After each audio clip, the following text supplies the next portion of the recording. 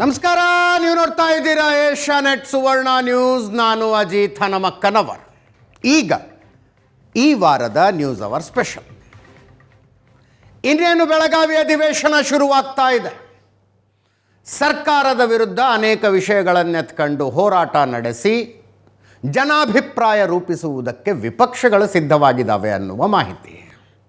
ಇಂಥ ಸಂದರ್ಭದಲ್ಲಿ ನಮ್ಮ ಜೊತೆಗೆ ಇವತ್ತು ಸ್ಟುಡಿಯೋದಲ್ಲಿ ವಿಪಕ್ಷ ನಾಯಕ ಆರ್ ಅಶೋಕ್ ಅವರಿದ್ದಾರೆ. ಆರ್ ಅಶೋಕ್ ಅವರ ಕಾರ್ಯಕ್ರಮಕ್ಕೆ ಸ್ವಾಗತ. ತಮಗೆ ಅವರನ್ನು ಪ್ರಶ್ನಿಸೋದಕ್ಕೆ ಅನೇಕರು ಬಂದಿದ್ದೀರಿ. ನಿಮ್ಮೆಲ್ಲರೂ ಕೂಡ ಕಾರ್ಯಕ್ರಮಕ್ಕೆ ಸ್ವಾಗತ. ಮತ್ತೊಮ್ಮೆ ಕಾರ್ಯಕ್ರಮಕ್ಕೆ ಸ್ವಾಗತ ಆರ್ ಅಶೋಕ್ ಅವರೇ.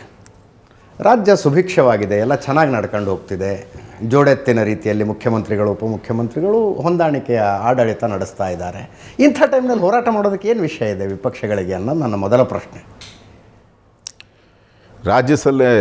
ರಾಜ್ಯದಲ್ಲಿ ಸರ್ಕಾರ ಬದುಕಿದೆಯಾ ಅನ್ನೋದು ಫಸ್ಟ್ ಪ್ರಶ್ನೆ. ಸುಭಿಕ್ಷತೆ ಆಮೇಲೆ, ಸತ್ತ ಮೇಲೆ ತಿಥಿ ಮಾಡಿದಾಗ ಎಲ್ಲ ಊಟ ಹಾಕಿರ್ತಾರಲ್ಲ, ಸುಭಿಕ್ಷತೆ ಇರ್ತೈತೆ. ಇದು ಸತ್ತೋಗಿರೋ ಸರ್ಕಾರ. ಕಳೆದ 1 ವರ್ಷದಿಂದನೂ ಕೂಡ ಯಾರು ಮುಖ್ಯಮಂತ್ರಿ ಅಂತ ಯಾರಿಗೆ ಗೊತ್ತಿದೆ? ನೀವು ಅಂತೀರಿ, ವಿಪಕ್ಷಗಳಿಗೆ ಹಾಗೆ ಕಾಣಿಸುತ್ತೆ. ಸಿದ್ದರಾಮಯ್ಯನವರು ನಮ್ಮ ಸಿ ಎಂ ಅಪ್ಪ, ನಮಗೆ ಗೊತ್ತಿದೆ. ಸಿದ್ದರಾಮಯ್ಯ ಹೇಳ್ತಾ ಇದ್ದಾರಲ್ಲ 5 ವರ್ಷ ನಾನೇ ಮುಖ್ಯಮಂತ್ರಿ ಅಂತ.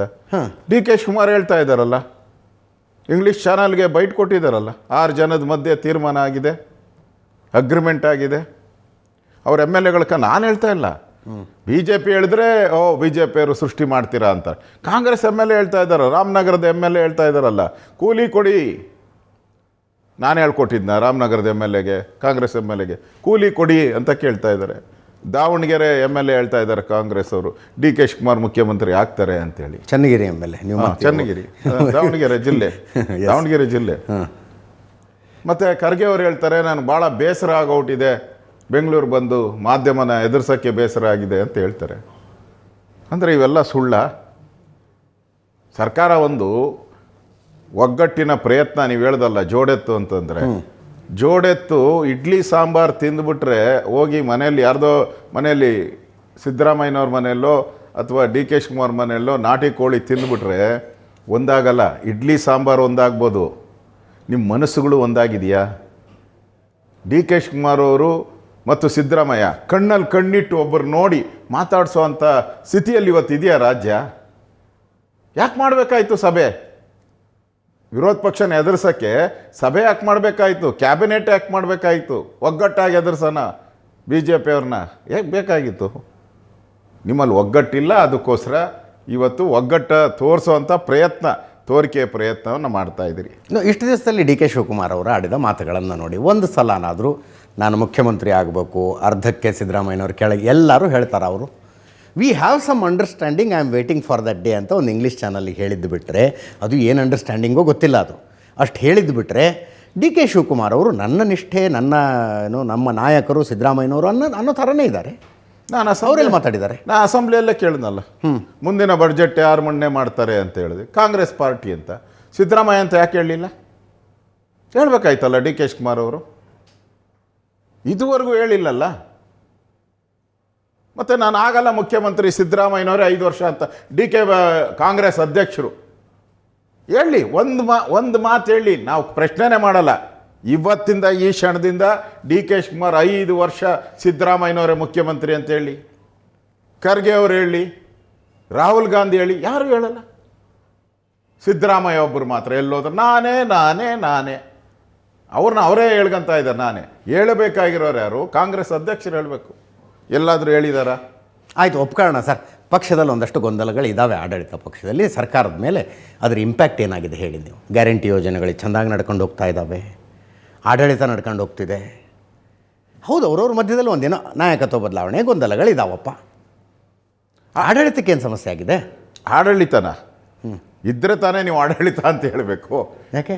ಇಡೀ ರಾಜ್ಯದಲ್ಲಿ ಹಳ್ಳ ಬಿದ್ದಿರೋ ರಸ್ತೆಗಳು, ಬೆಂಗಳೂರಲ್ಲಿ ಗುಂಡಿಮಯ, ಕೈಗಾರಿಕೆಗಳೆಲ್ಲ ಬೇರೆ ರಾಜ್ಯಕ್ಕೆ ಹೋಗ್ತಾ ಇದೆ.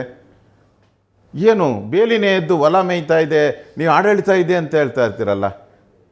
ಕಳ್ತನ ಮಾಡೋರು ಕಳ್ಳರು ಮಾಡ್ತಾಯಿದ್ರು ಇಷ್ಟಿನಿಂದ. ಈ ಸರ್ಕಾರ ಬಂದ ಮೇಲೆ ಪೊಲೀಸರೇ ಕಳ್ಳರ ರೋಲು ಮಾಡ್ತಾ ಇದ್ದಾರೆ. ಈಗ ಕಳ್ಳ ಬೇರೆ, ಪೊಲೀಸ್ ಬೇರೆ, 2 ರೋಲು, 2 ಆ್ಯಕ್ಟಿಂಗ್ ಇರಬೇಕಾಯ್ತು. ಹೀರೋ ಬೇರೆ, ವಿಲನ್ನು, ಎರಡೂ ಒಬ್ಬರೇ ಮಾಡ್ತಾವನೀಗ. ಪೊಲೀಸರೇ ಕಳ್ಳರೂ ಆ್ಯಕ್ಟಿಂಗ್ ಮಾಡ್ತಾವ್ರೆ, ಪೊಲೀಸರು ಆ್ಯಕ್ಟಿಂಗ್ ಮಾಡ್ತಾವ್ರೆ. ಇದನ್ನು ಸರ್ಕಾರ ಅಂತೀರಾ? ಸರ್ಕಾರ ಅಂತ ಹೇಳ್ತೀರ ಹೇಳಿ. ಆಯ್ತು, ಬೆಳಗ್ಗೆ ಆಯಿತು, ಜೈಲುಗಳಲ್ಲಿ ನೀವು ಬಾರ್ ಓಪನ್ ಮಾಡ್ತೀರಲ್ಲ, ಯಾವ ನಿಮ್ಮ ಇದರಲ್ಲಿದೆ? ಜೈಲಿನ ಒಂದು ಕೈಪಿಡಿ ಇದೆಯಲ್ಲ, ನೆನ್ನೆ ತರಿಸಿ ನನ್ನ ಹತ್ರ ಇದೆ ಕೈಪಿಡಿನ, ಓದ್ದೆ ನಾನು ಪೂರ್ತಿ. ಯಾವ ಕೈಪಿಡಿಯಲ್ಲಿದೆ ಬಾರ್ ಮಾಡಬೇಕು, ಡ್ಯಾನ್ಸ್ ಮಾಡಬೇಕು? ನೆನ್ನೆ ನೋಡಿದೆ ನಾನು ಒಂದು ಇದರಲ್ಲಿ ಫ್ಯಾಕ್ಟ್ರಿನೇ ಮಾಡಿಬಿಟ್ಟಿದ್ದಾರಂತೆ, ಲಿಕ್ಕರ್ ಫ್ಯಾಕ್ಟ್ರಿ, ವೈನ್ ಫ್ಯಾಕ್ಟ್ರಿ ಮಾಡಿಬಿಟ್ಟಿದ್ದಾರಂತೆ. ವೈನ್ ತಯಾರು ಮಾಡೋದು ಹೆಂಗೆ ಅಂತೇಳಿ ಅದು ಯೂಟ್ಯೂಬಲ್ಲೋ ಏನೋ ತಗೊಂಡು ಅವಾಗ ಮಾಡ್ತಾ ಇದ್ದಾರಂತೆ, ಸಪ್ಲೈ ಮಾಡ್ತಾ ಇದ್ದಾರೆ. ಮೊಬೈಲ್ ಹೆಂಗೆ ಬರ್ತೈತೆ? ಟೆರರಿಸ್ಟ್ ಕೈಲಿ ಮೊಬೈಲ್ ಹೆಂಗೆ ಬರ್ತೈತೆ? ಜಾಮರ್ಗಳು ಇದೆಯಲ್ಲ, ಇಡೀ ನೀವು ಪರಪ್ಪನಗರ ಸುತ್ತು 2 ಕಿಲೋಮೀಟರ್ ಜಾಮರ್ ಬರಲ್ಲ ಅಂತ ನಾಗರಿಕರು ಗಲಾಟೆ ಮಾಡ್ತಾರೆ. ಬಟ್ ಒಳಗಡೆ ಹೋರಾಟ ನಡೀತಾ ಇದೆ, ಒಳಗಡೆ ಜಾಮರ್ ವರ್ಕ್ ಆಗ್ತೈತೆ. ಈ ಸರ್ಕಾರ ಬದುಕಿದ್ರೆ, ನಡೀತಾ ಇದ್ರೆ, ಸತ್ತೋಗಿದೆ ರೀ. ಕಿತ್ತಾಡ್ತಾ ಇರೋದು ಡಿ ಕೆ ಶಿವಕುಮಾರು, ಸಿದ್ದರಾಮಯ್ಯ. ಸತ್ತಿರೋ ಅಂಥ ಕಾಂಗ್ರೆಸ್ಸಿನ ಹೆಣನ ಮುಂದೆ ಬರೋರು ಯಾರು, ಹಿಂದೆ ಬರೋರು ಯಾರು, ಅಷ್ಟೇ ತೀರ್ಮಾನ. ಈಗ ಡಿ ಕೆ ಶಿವಕುಮಾರ್ ಹಿಂದೆ ಇದ್ದಾರೆ, ಸ್ವಲ್ಪ ಮುಂದೆ ಬಂದರೆ ನಾನು ಎಲ್ಲರಿಗೂ ಕಾಣಿಸ್ತೀನಿ ಅಂತೇಳಿ ಮುಂದೆ ಬರೋ ಪ್ರಯತ್ನ ಅಷ್ಟೇ. ಅಷ್ಟು ಬಿಟ್ಟು ಸರ್ಕಾರ ಎಂದೋ ಸತ್ತೋಗ್ಬಿಟ್ಟಿದೆ ಜನರ ಪಾಲಿಗೆ.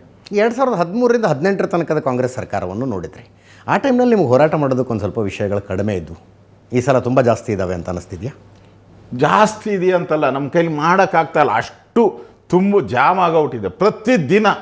ಪ್ರತಿದಿನವೂ ಕೂಡ ಕಾಂಗ್ರೆಸ್ಸಿನ ಒಂದಲ್ಲ ಒಂದು ಉಳುಕುಳು ಬರ್ತಾನೆ ಇದೆ.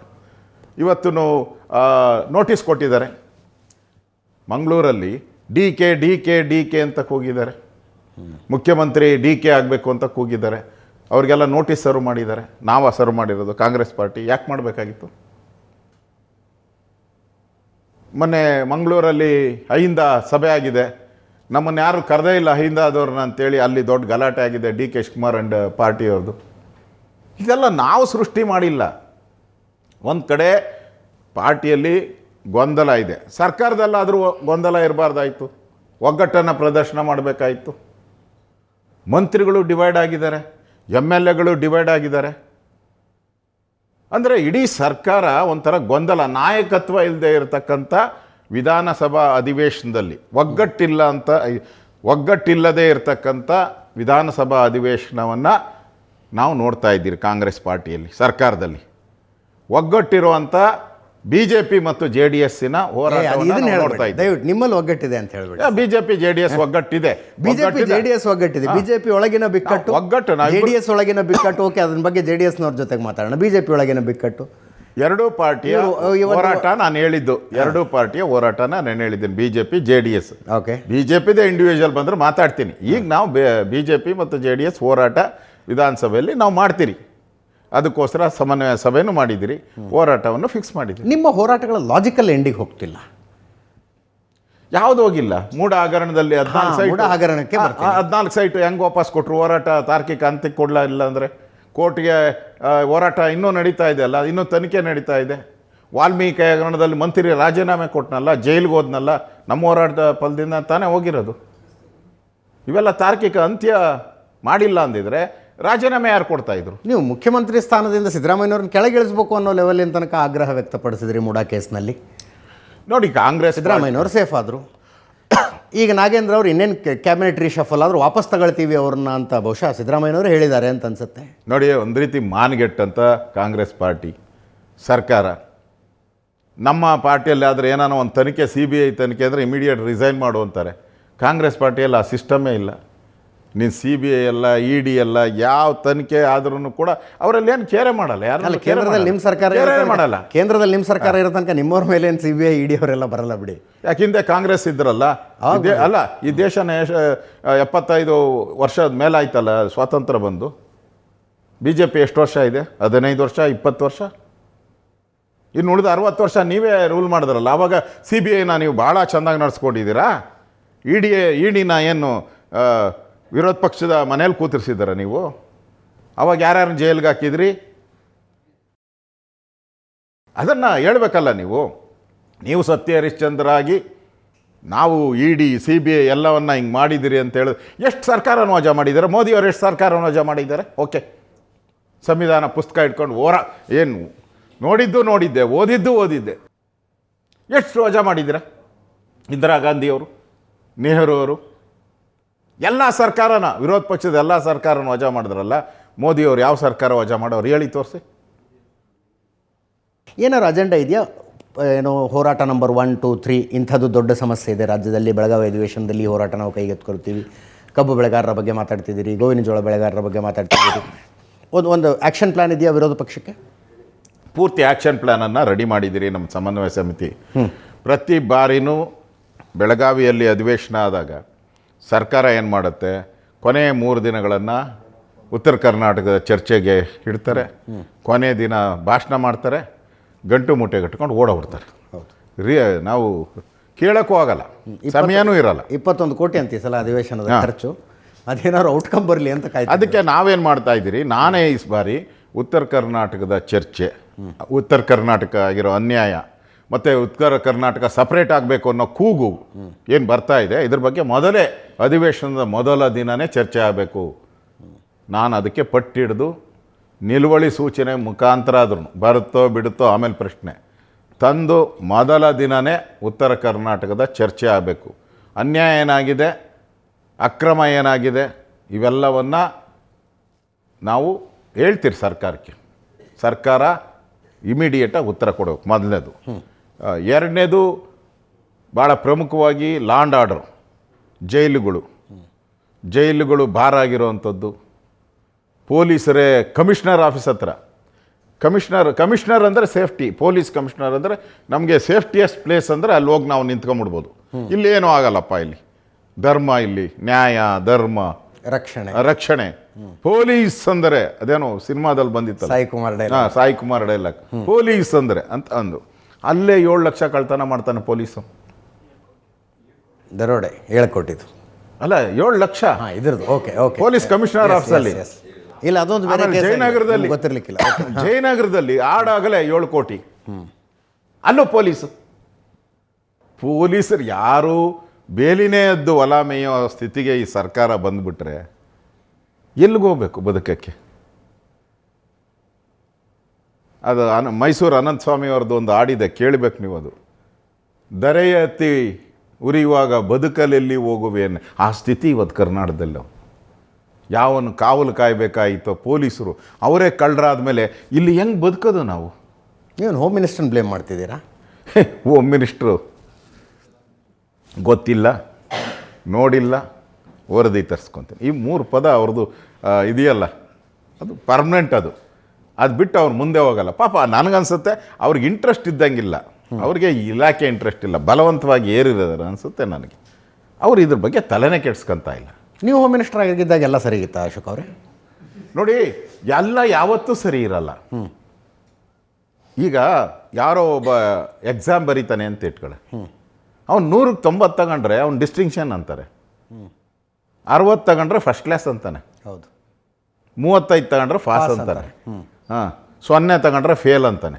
ಹಂಗೆ ಸೊ ನೀವು 90 ತಗೊಂಡಿದ್ರಿ, ಇವ್ರು 35 ತಗೋತಿದ್ದಾರೆ. ಭಯ ಇರಬೇಕು. ಪೊಲೀಸ್ ಅಂತಂದರೆ ಭಯ ಇರಬೇಕು. ಹೋಮ್ ಮಿನಿಸ್ಟ್ರ್ ಅಂದರೆ ಆ ರೀತಿಯ ಭಯ ಪ್ರೀತಿ ಎಲ್ಲ ಇರಬೇಕು. ಆ ರೀತಿ ಕ್ರಮ ಆದಾಗ ಮಾತ್ರ ಯಾರು ಯಾಕೆ ನಾನಿದ್ದಾಗ ಎಷ್ಟು ಅನಾಹುತಗಳಾಗಿದೆ, ಏನೇನು ಆದಾಗ ಏನೇನು ಕ್ರಮ ತೆಗೆದುಕೊಂಡು ರೆಕಾರ್ಡ್ಸ್ ಇದೆ ಅದೆಲ್ಲರೂ ಕೂಡ. ಎಷ್ಟು ಎನ್ಕೌಂಟ್ರ್ಗಳಾಗಿದೆ, ಎಷ್ಟು ಜನನ ಗುಂಡೆ ಆ್ಯಕ್ಟ್ ಹಾಕಿದ್ದೀರಿ? ಇವ್ರು ಯಾರನ್ನ ಒಬ್ಬರನ್ನ ಹಾಕಿದ್ದಾರೆ ಗುಂಡೆ ಆ್ಯಕ್ಟ್ರು? ಇಲ್ಲ. ಅಂದರೆ ಒಂಥರ ಪೊಲೀಸರು ನಿಷ್ಕ್ರಿಯ ಆಗಿದ್ದಾರೆ. ಸೊ ನನಗನ್ನಿಸ್ತಾ ಇರೋದು ಬೆಳಗಾವಿ ಅಧಿವೇಶನದಲ್ಲಿ ಲಾ ಆ್ಯಂಡ್ ಆರ್ಡರ್ ವಿಷಯವನ್ನು ವಿಶೇಷವಾಗಿ ಪ್ರಮುಖವಾಗಿ ನಾವು ತೊಗೊತೀರಿ. ಅದ್ರ ಜೊತೆ ರೈತರದ್ದು ಸಮಸ್ಯೆ ಏನು, ಫ್ಲಡ್ ಬಂದಿದೆ, ನಾವಿದ್ದಾಗೆಲ್ಲ ಫ್ಲಡ್ ಆದಾಗ ನಾನು ಅಂಕಿಅಂಶ ಕೊಡ್ತೀನಿ, ದಾಖಲೆ ಸುಮ್ಮನೆ ಸಂತೆ ಭಾಷಣ ಏನು ಮಾಡಲ್ಲ, ನಾನು ದಾಖಲೆ ಕೊಡ್ತೀನಿ. ನಮ್ಮ ಸರ್ಕಾರ ಇದ್ದಾಗ ಯಾವುದೇ ಫ್ಲಡ್ ಆದರೆ 1 ತಿಂಗಳಲ್ಲಿ ಕೊಟ್ಟಿದ್ದೀರಿ, 2 ತಿಂಗಳಲ್ಲಿ ಕೊಟ್ಟಿದ್ದೀರಿ. ಇವರು 9 ತಿಂಗಳು 10 ತಿಂಗಳಾದ್ರೂ ಕೊಡಲ್ಲ. ಮಾತತ್ರ ಕೇಂದ್ರ ಸರ್ಕಾರ ಅಂತಾರೆ. ಕೇಂದ್ರ ಸರ್ಕಾರ ಯಾಕೆ ಬೇಕು ನಿಮಗೆ? ಯಾಕೆ ಬೇಕು ಅಂದರೆ ಮತ್ತೆ ಯಾಕೆ ಇರಬೇಕು ಕೇಂದ್ರ ಸರ್ಕಾರ? ಅಲ್ಲ, ನಿಮ್ಗೆ ಯಾಕೆ, ನಾನು ಕೇಳ್ತೇನೆ ಯಾಕೆ ಬೇಕು ಅಂತ. ನಿಮ್ಮ ಹತ್ರ ಹಣ ಇದ್ದರೆ ಕೊಟ್ಬಿಡಿ, ಕೇಂದ್ರ ಸರ್ಕಾರ ಬಂದೇ ಬರ್ತದೆ ಹಣ. ನಾವಿದ್ದಾಗೆಲ್ಲ ಹಂಗೆ, ನಾವಿದ್ದಾಗ ಕಾಂಗ್ರೆಸ್ ಸರ್ಕಾರ ಇತ್ತು, ನಾವೆಂದೂ ಕೇಳಿಲ್ಲ. ನಾವು ರಿಪೋರ್ಟ್ ಕಳಿಸ್ತೀರಿ, ಅಲ್ಲಿಂದ ಸಮೀಕ್ಷೆ ಮಾಡ್ತಾರೆ, ಹಣ ಕಳಿಸ್ತಾರೆ. ಆ ಕೇಂದ್ರ ಸರ್ಕಾರದ ಹಣ ಬರೋವರೆಗೂ ನಾವು ರೈತರಿಗೆ ಅನ್ಯಾಯ ಯಾಕೆ ಮಾಡಬೇಕು? ನಾವು ನಮ್ಮ ದುಡ್ಡಲ್ಲಿ ನಾವು ಕೊಡೋಣ.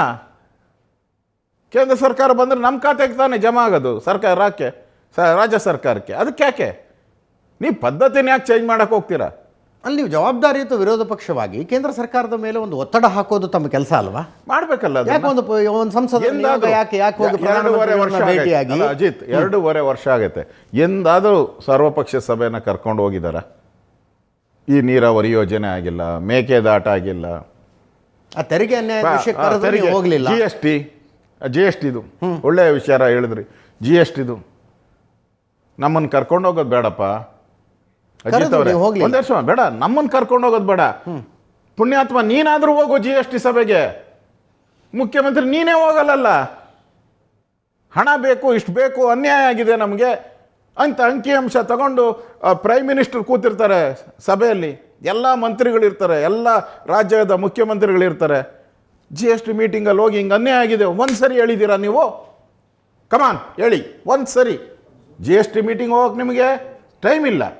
ಇಲ್ಲಿ ಹೋಗಿ ನಾಟಿ ಕೋಳಿ ಸಾರು ಹೋಗಿ ತಿನ್ನೋಕ್ಕೆ 3 ಗಂಟೆ 4 ಗಂಟೆ ಟೈಮ್ ಇರ್ತೈತೆ ನಿಮಗೆ.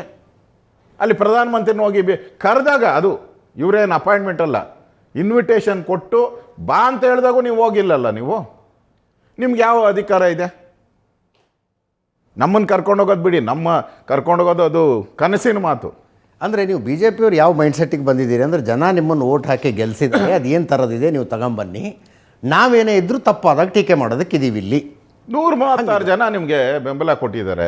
ಸುಭದ್ರ ಸರ್ಕಾರ ಮಾಡಿ. ಜನ ನಮ್ಮನ್ನು ವಿರೋಧ ಪಕ್ಷವಾಗಿ ನೀವೇನು ತಪ್ಪು ಮಾಡ್ತೀರಾ ಅದನ್ನು ಜನದ ಮುಂದೆ ಇಡುವಂಥ ಕೆಲಸವನ್ನು ಮಾಡಿದ್ದಾರೆ. ಪಾರ್ಲಿಮೆಂಟಲ್ಲಿ ನವಗ್ರಹಗಳನ್ನ 9 ಗೆಲ್ಸಿದ್ದೀರಾ ನೀವೇನ? ಇಲ್ಲಿ ಕಾಂಗ್ರೆಸ್ ಅವರು ನವಗ್ರಹಗಳು ಶನಿ, ರಾಹು, ಕೇತು ಎಲ್ಲವೇ ಅಲ್ಲಿ ಪಾರ್ಲಿಮೆಂಟಲ್ಲಿ ನಡೀತಾ ಇದೆ. ಮಾತಾಡಿ, ಧ್ವನಿ ಎತ್ತಿ, ನಾವೆಂಗೆ ಗಲಾಟೆ ಮಾಡಿದ್ರಲ್ಲ ಹಂಗೆ ಮಾಡಿ. ನೀವು ಮಾಡಲ್ಲ. ನವಗ್ರಹಗಳನ್ನ ಯಾಕೆ ಕಳಿಸಿದ್ದೀರಾ ನೀವು? ಕೇಳಿದ್ರೆ BJP ಅವ್ರು ಏನು ಮಾಡ್ತಾರೆ? ರೀ ಫಸ್ಟ್ ನಿಮ್ಮ ಗ್ರಹಗಳು ಏನು ಮಾಡ್ತಾವೆ ನೋಡಿ, ಆಮೇಲೆ ಅನ್ಯ ಗ್ರಹಗಳಿಗೆ ಆಮೇಲೆ ನೋಡೋಣ. ಫಸ್ಟು ನಿಮ್ಮ ಗ್ರಹಗಳು ಏನು ಮಾಡ್ತಾ ಇದೆ ಕೇಳಿ, ಆಮೇಲೆ ಅನ್ಯ ಗ್ರಹಗಳ ಬಗ್ಗೆ ಸರ್ಚ್ ಮಾಡೋಣ ನಾವು. ನಿಮ್ಮ ಗ್ರಹಗಳನ್ನ ಆರಾಮಾಗೆ ಬಿಟ್ಬಿಟ್ಟಿದ್ದೀರಾ, ಬೇರೆ ಗ್ರಹಗಳ ಬಗ್ಗೆ ಮಾತಾಡ್ತೀರಾ ನೀವು. ಅವ್ರು ಮಾಡಿಲ್ಲ, ಇವ್ರು ಮಾಡಿಲ್ಲ ಅಂತ. ಏನು ನ್ಯಾಯ? ಒಟ್ಟಿನಲ್ಲಿ ರಾಜ್ಯದ ಹಿತಾಸಕ್ತಿ ಅಂತ ಬಂದರೆ ಅದು ಆಡಳಿತ ಪಕ್ಷದ ಕೆಲಸ, ನೀವು ಮಾಡ್ಕೊಂಡು ಹೋಗಿ. ಹಂಗೇನಿಲ್ಲ. ಏನೇ ಇದ್ರೂ ಕೂಡ ಒಂದು ರೂಲಿಂಗ್ ಪಾರ್ಟಿ ಅವ್ರದ್ದೊಂದು ಜವಾಬ್ದಾರಿ ಇತ್ತು. ಅಧಿವೇಶನ ಕರೆಯೋದು ಯಾರ್ದು? ನಾನು ಕರಿತೀನಿ ಅಧಿವೇಶನ, ಅವ್ರು ಕರಿತೀನಿ, ನೀವು ಕರೆಯೋದ್ರಿ.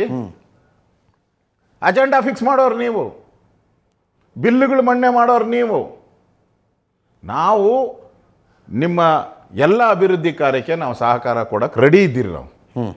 ನೀವು ತಗೊಳ್ಳೋ ಮನಸ್ಥಿತಿಯಲ್ಲಿದ್ದೀರಾ? ನೀವು ಅದು ಹೇಳಬೇಕಲ್ಲ. ನೀವು ತಗೊಳ್ಳೋ ಮನಸ್ಥಿತಿಯಲ್ಲೇ ಇಲ್ಲಲ್ಲ. ನೀವು ತಗೊಳೋದಾದರೆ ನಾವು ಪೂರ್ತಿ ಸಹಕಾರ ಕೊಡೋಕ್ಕಿದ್ದೀರಿ. ಕೇಂದ್ರಕ್ಕೆ 1 ಅಲ್ಲ 10 ಸರಿ ಕರೀರಿ, ನಾವು ಬರ್ತೀರಿ, ಹೋಗೋಣ. ಏನು ತಪ್ಪಾಗಿದೆ, ಏನು ಸರಿ ಮಾಡಬೇಕು ಚರ್ಚೆ ಮಾಡೋಣ. ಅದು ಮಾಡ್ತಾನೆ ಇಲ್ಲಲ್ಲ ನೀವು. ಆಯ್ತು, ಕಬ್ಬು ಬೆಳೆಗಾರರ ಹೋರಾಟ ತಗೊಳ್ಳೋಣ. 5-6 ಡಿಸ್ಟ್ರಿಕ್ನಲ್ಲಿ ಬೀದಿಗಿಳಿದ್ರು ಸರ್ ರೈತರು. ಬಾಗಲಕೋಟೆಯಲ್ಲಂತೂ ಟ್ರ್ಯಾಕ್ಟರ್ಗೆ ಬೆಂಕಿ ಹಚ್ಚಿ ಉರಿಸ್ಬಿಟ್ರು. FRP ಫಿಕ್ಸ್ ಮಾಡೋದು ಕೇಂದ್ರ ಸರ್ಕಾರ, ಹೋರಾಟ ನಡೆದದ್ದು ರಾಜ್ಯ ಸರ್ಕಾರದ ವಿರುದ್ಧ. ಕೇಂದ್ರ ಸರ್ಕಾರ ಜವಾಬ್ದಾರಿ ಇರಲಿಲ್ವ ಹಾಗಿದ್ರೆ? ಒಳ್ಳೆ ಪ್ರಶ್ನೆ. ಎಲ್ಲರಿಗೂ ಗೊತ್ತಾಗಬೇಕು, ನಿಮಗೂ ಗೊತ್ತಾಗಬೇಕು, ರಾಜ್ಯದ ಜನತೆಗೂ. ಎಸ್, ಇದು ಕೋರ್ಟ್ ಮೆಟ್ಲೆತ್ತೆ ಇದೆ ಉತ್ತರ ಪ್ರದೇಶದಲ್ಲಿ. ಯಾರ್ದು ಇದು? ರಾಜ್ಯ ಸರ್ಕಾರನ ಕೇಂದ್ರ ಸರ್ಕಾರ ಕೋರ್ಟ್ ಆರ್ಡರ್ ಮಾಡಿದೆ. ಅದ್ರ ಬೆಲೆ ನಿಗದಿ ಮಾಡೋದಕ್ಕಿಂತ ಏನು ಕೇಂದ್ರ ಸರ್ಕಾರ ಮಾಡಿದೆ ಅದಕ್ಕಿಂತ ಹೆಚ್ಚುವರಿ ಮಾಡೋ ಅಂಥ ಎಲ್ಲ ಜವಾಬ್ದಾರಿ ರಾಜ್ಯ ಸರ್ಕಾರದ್ದು ಅಂತ ಕೋರ್ಟ್ ಆಡಿದೆ. ನಿಮ್ಮ ಕೋರ್ಟ್ ಆರ್ಡರ್ ಬೇಕಾದ್ರೆ ನಾನು ಕೊಡ್ತೀನಿ. ನಾನು ನೋಡಿದ್ದೀನಿ, ಕೋರ್ಟ್ ಆರ್ಡರ್ ಕೊಟ್ಟೆ ಇದೆ. ನೀವು ಮಾಡಬೇಕಾಗಿರೋದು ಹೆಚ್ಚುವರಿಯಾಗಿ MRPಗಿಂತ ಜಾಸ್ತಿ ಏನು ಕೇಳ್ತಾ ಇದ್ದಾರೆ ರೈತರು, ನೀವು ಮಾಡಬೇಕು. ನೀವು ಎಡೆಂಬಿಡಂಗಿಗಳಲ್ಲ. ನೀವು ಉತ್ತರ ಕರ್ನಾಟಕ, ದಕ್ಷಿಣ ಹಿಂಗೆ ಭಾಗ ಅಂತ ನಾವು ಆವಾಗ ಪತ್ರಿಕೆಯಲ್ಲಿ ನೋಡ್ತೀರಿ. ನೀವು ಬೆಳಗಾವಿಗೆ ಒಂದು ರೇಟು, ಬಿಜಾಪುರಕ್ಕೆ ಒಂದು ರೇಟು, ಬೀದರ್ಗೆ ಒಂದು ರೇಟು. ನಮ್ಮ ಮರಿ ಖರ್ಗೆ ಅವರು ಇದ್ದಾರಲ್ಲ, ಅದೇ ಮನೆ ಪಥಸಂಚಲನ ನಾನು ನಡ್ಸಕ್ಕೆ ಬಿಡಲ್ಲ, ಅಲ್ಲಿಗೊಂದು ರೇಟು, ಕಲಬುರ್ಗಿಗೆ. ಏನಿದು ಸರ್ಕಾರ ಅಂತೀರಾ ನೀವು? ಅಲ್ಲ, ರೇಟ್ ಒಂದೇ ಇದೆ, ರಿಕವರಿ ಮೇಲೆ ರೇಟ್ ಬದಲಾವಣೆ ಆಗುತ್ತೆ. ಅದು ಎಲ್ಲ ಕಡೆನೂ ಇರುವಂಥದ್ದೇ. ನೋಡಿ ಸೊ ನೀವು ಹೇಳೋದು FRP ಕೇಂದ್ರ ಸರ್ಕಾರ ಫಿಕ್ಸ್ ಮಾಡಿದೆ, ಅದರ ಮೇಲೆ ಹೆಚ್ಚುವರಿ ಬೆಲೆಯನ್ನು ರಾಜ್ಯ ಸರ್ಕಾರ ಹಾಕಿ ಕೊಡಬೇಕು ಅಂತ ಉತ್ತರ ಪ್ರದೇಶದ ರೀತಿಯಲ್ಲಿ ಕೊಡಬೇಕು. ಕೋರ್ಟ್ ಆದೇಶನೂ ಮಾಡಿದ್ದಾರೆ, ಕೊಡಬೇಕು ನೀವು. ಯಾಕೆ ಅದರಿಂದ ನಿಮಗೆ ದುಡ್ಡು ಬರಲ್ವಾ? ನಿಮಗೆ ಎಷ್ಟು ಟನ್ ಸಕ್ಕರೆ ರಾಜ್ಯದಲ್ಲಿ ತಯಾರಾಗ್ತತೆ? ಅದ್ರ ಮೇಲೆ ಟ್ಯಾಕ್ಸ್ ಯಾರಿಗೆ ಬರ್ತತೆ? ರಾಜ್ಯ ಸರ್ಕಾರಕ್ಕೆ ಬರಲ್ವಾ? ಕೇಂದ್ರ ಸರ್ಕಾರಕ್ಕೆ ಹೆಂಗೆ ಬರುತ್ತೋ ರಾಜ್ಯ ಸರ್ಕಾರಕ್ಕೆ ಬರ್ತತಲ್ಲ. ಕೊಡಿ. ಯಾಕೆ ಈಗ ಬೇರೆ ರಾಜ್ಯದವ್ರು ಕೊಟ್ಟಿದ್ದಾರಲ್ಲ, ಉತ್ತರ ಪ್ರದೇಶದವ್ರು ಎಷ್ಟು ಕೊಟ್ಟಿದ್ದಾರೆ? ಕೊಡಿ ಅಷ್ಟು. ಮಹಾರಾಷ್ಟ್ರದವ್ರು ಎಷ್ಟು ಕೊಟ್ಟಿದ್ದಾರೆ? ಕೊಡಿ ಅಷ್ಟು. ಕೊಡೋಕ್ಕಾಗ್ತಾನೆ ಇಲ್ಲ ನಿಮ್ಮ ಕೈಲಿ. ಆಯ್ತು ರೀ, ಹಾಳಾಗೋಯ್ತು, ನಮಗೆ ಕೊಡೋಕ್ಕಾಗಿಲ್ಲ ಅಂತಲೇ ಇಟ್ಕೊಳ್ಳಿ ನೀವು. ಆ ರೈತರನ್ನ ಕಾಪಾಡ್ರಿ. ಆ ಕಬ್ಬು 250 ಟ್ರ್ಯಾಕ್ಟರ್ಗಳಿಗೆ ಬೆಂಕಿ ಇಟ್ರಲ್ಲ, ನೀವೇನು ಮಾಡ್ತಾ ಇದ್ದೀರ? ಮಣ್ಣು ತಿಂತಾ ಇದ್ದೀರನ್ರಿ. ಬೆಂಕಿ ಇಡೋದಂದ್ರೆ ಏನು? ಒಂದೇ ಸರಿ ಹಿಂಗೆ ಬೆಂಕಿ ಇಡೋಕ್ಕಾಗುತ್ತಾ? ಬೆಂಕಿ ಲಾ ಆ್ಯಂಡ್ ಆರ್ಡರ್ ಇಶ್ಯೂ ಆಗಿದೆ. ಹಾಂ, ಸರ್ಕಾರ ಬದುಕಿದ್ರೆ ಹೆಂಗ್ರಿ ಬೆಂಕಿ ಇಡ್ತಾರೆ ಅವರು? ಯಾವ ಧೈರ್ಯ ಮಾಡ್ತಾನೆ? ಯಾರು ಧೈರ್ಯ ಮಾಡ್ತಾರೆ? ನಿಮ್ಮ ಸರ್ಕಾರ ಬದುಕಿದ್ರೆ ಅಲ್ಲಿ ಯಾರು ಬೆಂಕಿ ಇಡೋ ಅಂಥ ಅಚಾತುರ್ಯ ಯಾಕೆ ನಡೀತತೆ? ದುಷ್ಕರ್ಮಿಗಳು ಬಿಟ್ಟಿದ್ದೀರಾ? ಒಂದು ಕಡೆ ರೈತರ ಹೋರಾಟವನ್ನು ನಿಲ್ಸೋಕ್ಕೆ ನಿಮ್ಮ ಕೈಲಾಗಿಲ್ಲ, ಇನ್ನೊಂದು ಕಡೆ ಆ ಸುಡ್ತಾ ಇರೋವಂಥ ಕಬ್ಬು, ರೈತರು ಬೆಳೆದಂಥ ಕಬ್ಬು. ನಮ್ಮ ಪ್ಲ್ಯಾನಿಂಗ್ ಆ್ಯಕ್ಷನ್ಸ್ ಏನು ಹೇಳ್ತಾರೆ? ನಮ್ಮ ಪ್ಲ್ಯಾನಿಂಗ್ ಇದು ಇಲಾಖೆದು, ಕೃಷಿ ಇಲಾಖೆದು ಏನು ಹೇಳುತ್ತೆ ಅಂದರೆ, ರಾಜ್ಯ ಸರ್ಕಾರ ಕೇಂದ್ರ ಸರ್ಕಾರ ಈ ವ್ಯವಸಾಯ ಉತ್ಪನ್ನಗಳನ್ನು ಪ್ರತಿ ವರ್ಷ ಜಾಸ್ತಿ ಮಾಡೋಕ್ಕೆ ಪೂರ್ತಿ ಆದ್ಯತೆಯನ್ನು ಕೊಡಬೇಕು ಅಂತ ನಮ್ಮ ಅಜೆಂಡಾದಲ್ಲಿ ಇರೋದು. ಬೆಳೆದಿದ್ದನ್ನೇ ಸುಟ್ಟಾಕ್ಬಿಟ್ರಲ್ಲ ನೀವು.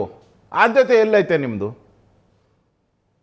ಅಂದರೆ ನಿಮಗೆ ದಿಕ್ಕು ದೆಸೆ ಇಲ್ಲ. ನೀವು ಪವರ್ ಶೇರಿಂಗ್ ಅಷ್ಟೇ. ಪವರ್ ಶೇರಿಂಗಲ್ಲಿ ನೀವು ಮುಳುಗೋಗಿದ್ದೀರ. ಇವತ್ತಿಗೂ ಮೊನ್ನೆ ಮೀಟಿಂಗ್ ಆಗಿದೆ ಕ್ಯಾಬಿನೆಟ್ಟು, ಮೊನ್ನೆ ಮೀಟಿಂಗ್ ಆಗಿದೆ. ಇವತ್ತು ಮತ್ತೆ DK ಶಿವಕುಮಾರ್ ಶುರು ಮಾಡ್ಕೊಂಡಿದ್ದಾರೆ ಎಲ್ಲ ಹಿಂದುಳಿದ ವರ್ಗದ ಸ್ವಾಮೀಜಿಗಳನ್ನ ಭೇಟಿ ಮಾಡೋಕ್ಕೆ. ಅರ್ಥ ಏನು?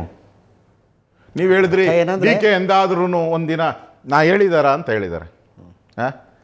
ಯಾವತ್ತು ಮಾತಾಡಿದ್ದಾರೆ ತೋರಿಸಿ ಅವರು? ಪಾಪ ಅವ್ರು ಏನು ಹಾಲು ಕುಡಿಯೋ ಮಗು, ಫೀಡಿಂಗ್ ಬಾಟ್ಲ್ ಕೊಟ್ಟರು ಕುಡಿಯೋಕ್ಕೆ ಬರಲ್ಲ ಪಾಪ ರೀ, ಅಷ್ಟು ಇನ್ನೋಸೆಂಟು. ಅಸೆಂಬ್ಲಿಯಲ್ಲಿ ಹೇಳ್ತಾನಲ್ಲ, ಒದ್ದು ಕಿತ್ಕೊಂಡೆ ನಾನು SM ಕೃಷ್ಣ ಮಂತ್ರಿ ಮಾಡಲ್ಲ ಅಂತ ಎಗ್ಗರ್ಸ್ ಒದ್ದೆ ಬಾಗಲ್ನ. ಅಸೆಂಬ್ಲಿ ರೆಕಾರ್ಡಲ್ಲಿ. ಹೌದು, ಅವಾಗ ಮಾಡಿದ್ದು ಹೇಳಿದ್ರು. ಹೇಳಿದ್ರು. ಈಗ ಹೋಗಿ ಸೋನಿಯಾ ಗಾಂಧಿ ಮನೆ ಬಾಗಲು ಓದಿ, 10 ಜನಪದ್ ಹೋಗಿ ಓದಿ. ಇಲ್ಲೇ ಕಾವೇರಿ ಇದೆಯಲ್ಲ, ಓದಿ. ನನ್ನ ಜಾಯಮಾನ ಅಂತ ತೋರಿಸಿದೆಯಲ್ಲ ನೀನು, ಒದ್ದು ಕಿತ್ಕೋ. ವರ್ಡ್ ಈಸ್ ವರ್ಲ್ಡ್ ಅಂತೆ. ನಾನು ಹೇಳ್ಕೊಟ್ಟಿದ್ನ ವರ್ಡ್ ಈಸ್ ವರ್ಲ್ಡ್ ಅಂತ ಹೇಳ್ಕೊಡೋಕ್ಕೆ? ಹಾಂ, ಸ್ಪೆಲ್ಲಿಂಗ್ ಕರೆಕ್ಟಾಗಿ ಒಂದು ಅಕ್ಷರ ಎಲ್ಲೇನೋ ಚೇಂಜ್ ಇರಬೇಕಷ್ಟೆ. ಅದಕ್ಕೆ ಸಿದ್ದರಾಮಯ್ಯ ಒಂದು ಟ್ವೀಟ್. ಅಂದರೆ ನಿಮಗೆ ಒಬ್ರಿಗೊಬ್ಬರು ಹೃದಯ ಮಾತಾಡ್ತಾ ಇಲ್ಲ ಇವತ್ತು. ಒಬ್ರಿಗೊಬ್ಬರು ಕಣ್ಣಲ್ಲಿ ಕಣ್ಣಿಟ್ಟು ಮಾತಾಡೋ ಅಂಥ ಯೋಗ್ಯತೆಯನ್ನು ಕಳ್ಕೊಂಬಿಟ್ಟಿದ್ದಾರೆ. ಒಬ್ಬರು ಟ್ವೀಟ್ ಮಾಡ್ತಾರೆ, ಅದಕ್ಕೆ ಟ್ವೀಟ್ ಮಾತಿಗೆ ನಾನು ತಪ್ಪಿಲ್ಲ ಅಂತ ಸಿದ್ದರಾಮಯ್ಯ ಹೇಳ್ತಾರೆ. ಯಾರು ಕೇಳಿದ್ರು ನೀವು ತಪ್ಪಿದೆಯಾ ಅಂತ? ನಾನೇ ಕೇಳಿದ್ನ? ನಂದು ಯಾವತ್ತೂ ಆ ವಾರದಲ್ಲಿ ಪ್ರೆಸ್ ಮೀಟ್ ಇಲ್ಲ ನಂದು. ನೀನು ಮಾತಿಗೆ ತಪ್ಪಿದೆಯಾ ಅಂತ ಹೇಳಿದ್ರು. DK Shivakumar word is world ಅಂತ ಹೇಳಿದ್ರು. ಪುಣ್ಯ ಕೋತಿ ಪದಗಳನ್ನು ಹೇಳ್ತಾರೆ. ಕೊಟ್ಟ ಮಾತಿಗೆ ತಪ್ಪಿ, ಯಾಕಂದರೆ ಪುಣ್ಯಕೋಟಿ ಕತೆ ಬರೆದಿರೋದು ಕರ್ನಾಟಕನೇ. Am I correct? ಹೌದು. ಕೊಟ್ಟ ಮಾತಿಗೆ ತಪ್ಪಿ ನಡೆದರೆ ಮೆಚ್ಚನ ಭಗವಂತನು ಅಂತಾನೆ. ಅದೇ ಅರ್ಥದಲ್ಲಿ ಅವರು ವರ್ಡ್ ಈಸ್ ವರ್ಲ್ಡ್ ಅಂತ ಹೇಳಿದ್ದಾರೆ. ನೀವೇನು ಹೇಳಿದ್ದೀರಾ? ನಾನು 5 ಗ್ಯಾರಂಟಿ ಕೊಟ್ಟಿದ್ದೀನಿ, ಅದು ನನ್ನ ವರ್ಡು, ಮಾತಿನ ಪ್ರಕಾರ ನಡ್ಕೊಂಡಿದ್ದೀನಿ. ಅಂದ್ರೆ ಅರ್ಥ ಇಲ್ಲಿ ಎಲ್ಲೋ ಒಂದು ಕಡೆ ಇಡೀ ರಾಜ್ಯ ಸರ್ಕಾರ ಮಂತ್ರಿಗಳಿಂದ ಹಿಡಿದು, ಇವಾಗ ಚಲುವರಾಯಸ್ವಾಮಿ ಡೆಲ್ಲಿಗೆ ಹೋದರು, CM ಫೋನ್ ಮಾಡಿದ್ರು, ಇಮಿಡಿಯೇಟ್ ಬಾ ಅಂತ ಹೇಳಿದ್ರು. ಹೋಗಿದ್ದ್ಯಾಕೆ, ವಾಪಸ್ ಓಡಿ ಬಂದಿದ್ದ್ಯಾಕೆ? ಚಲುವರಾಯಸ್ವಾಮಿ ಅವರು ಕೃಷಿ ಇಲಾಖೆ ಕೆಲಸಕ್ಕೆ ಹೋಗಿದ್ರಂತೆ.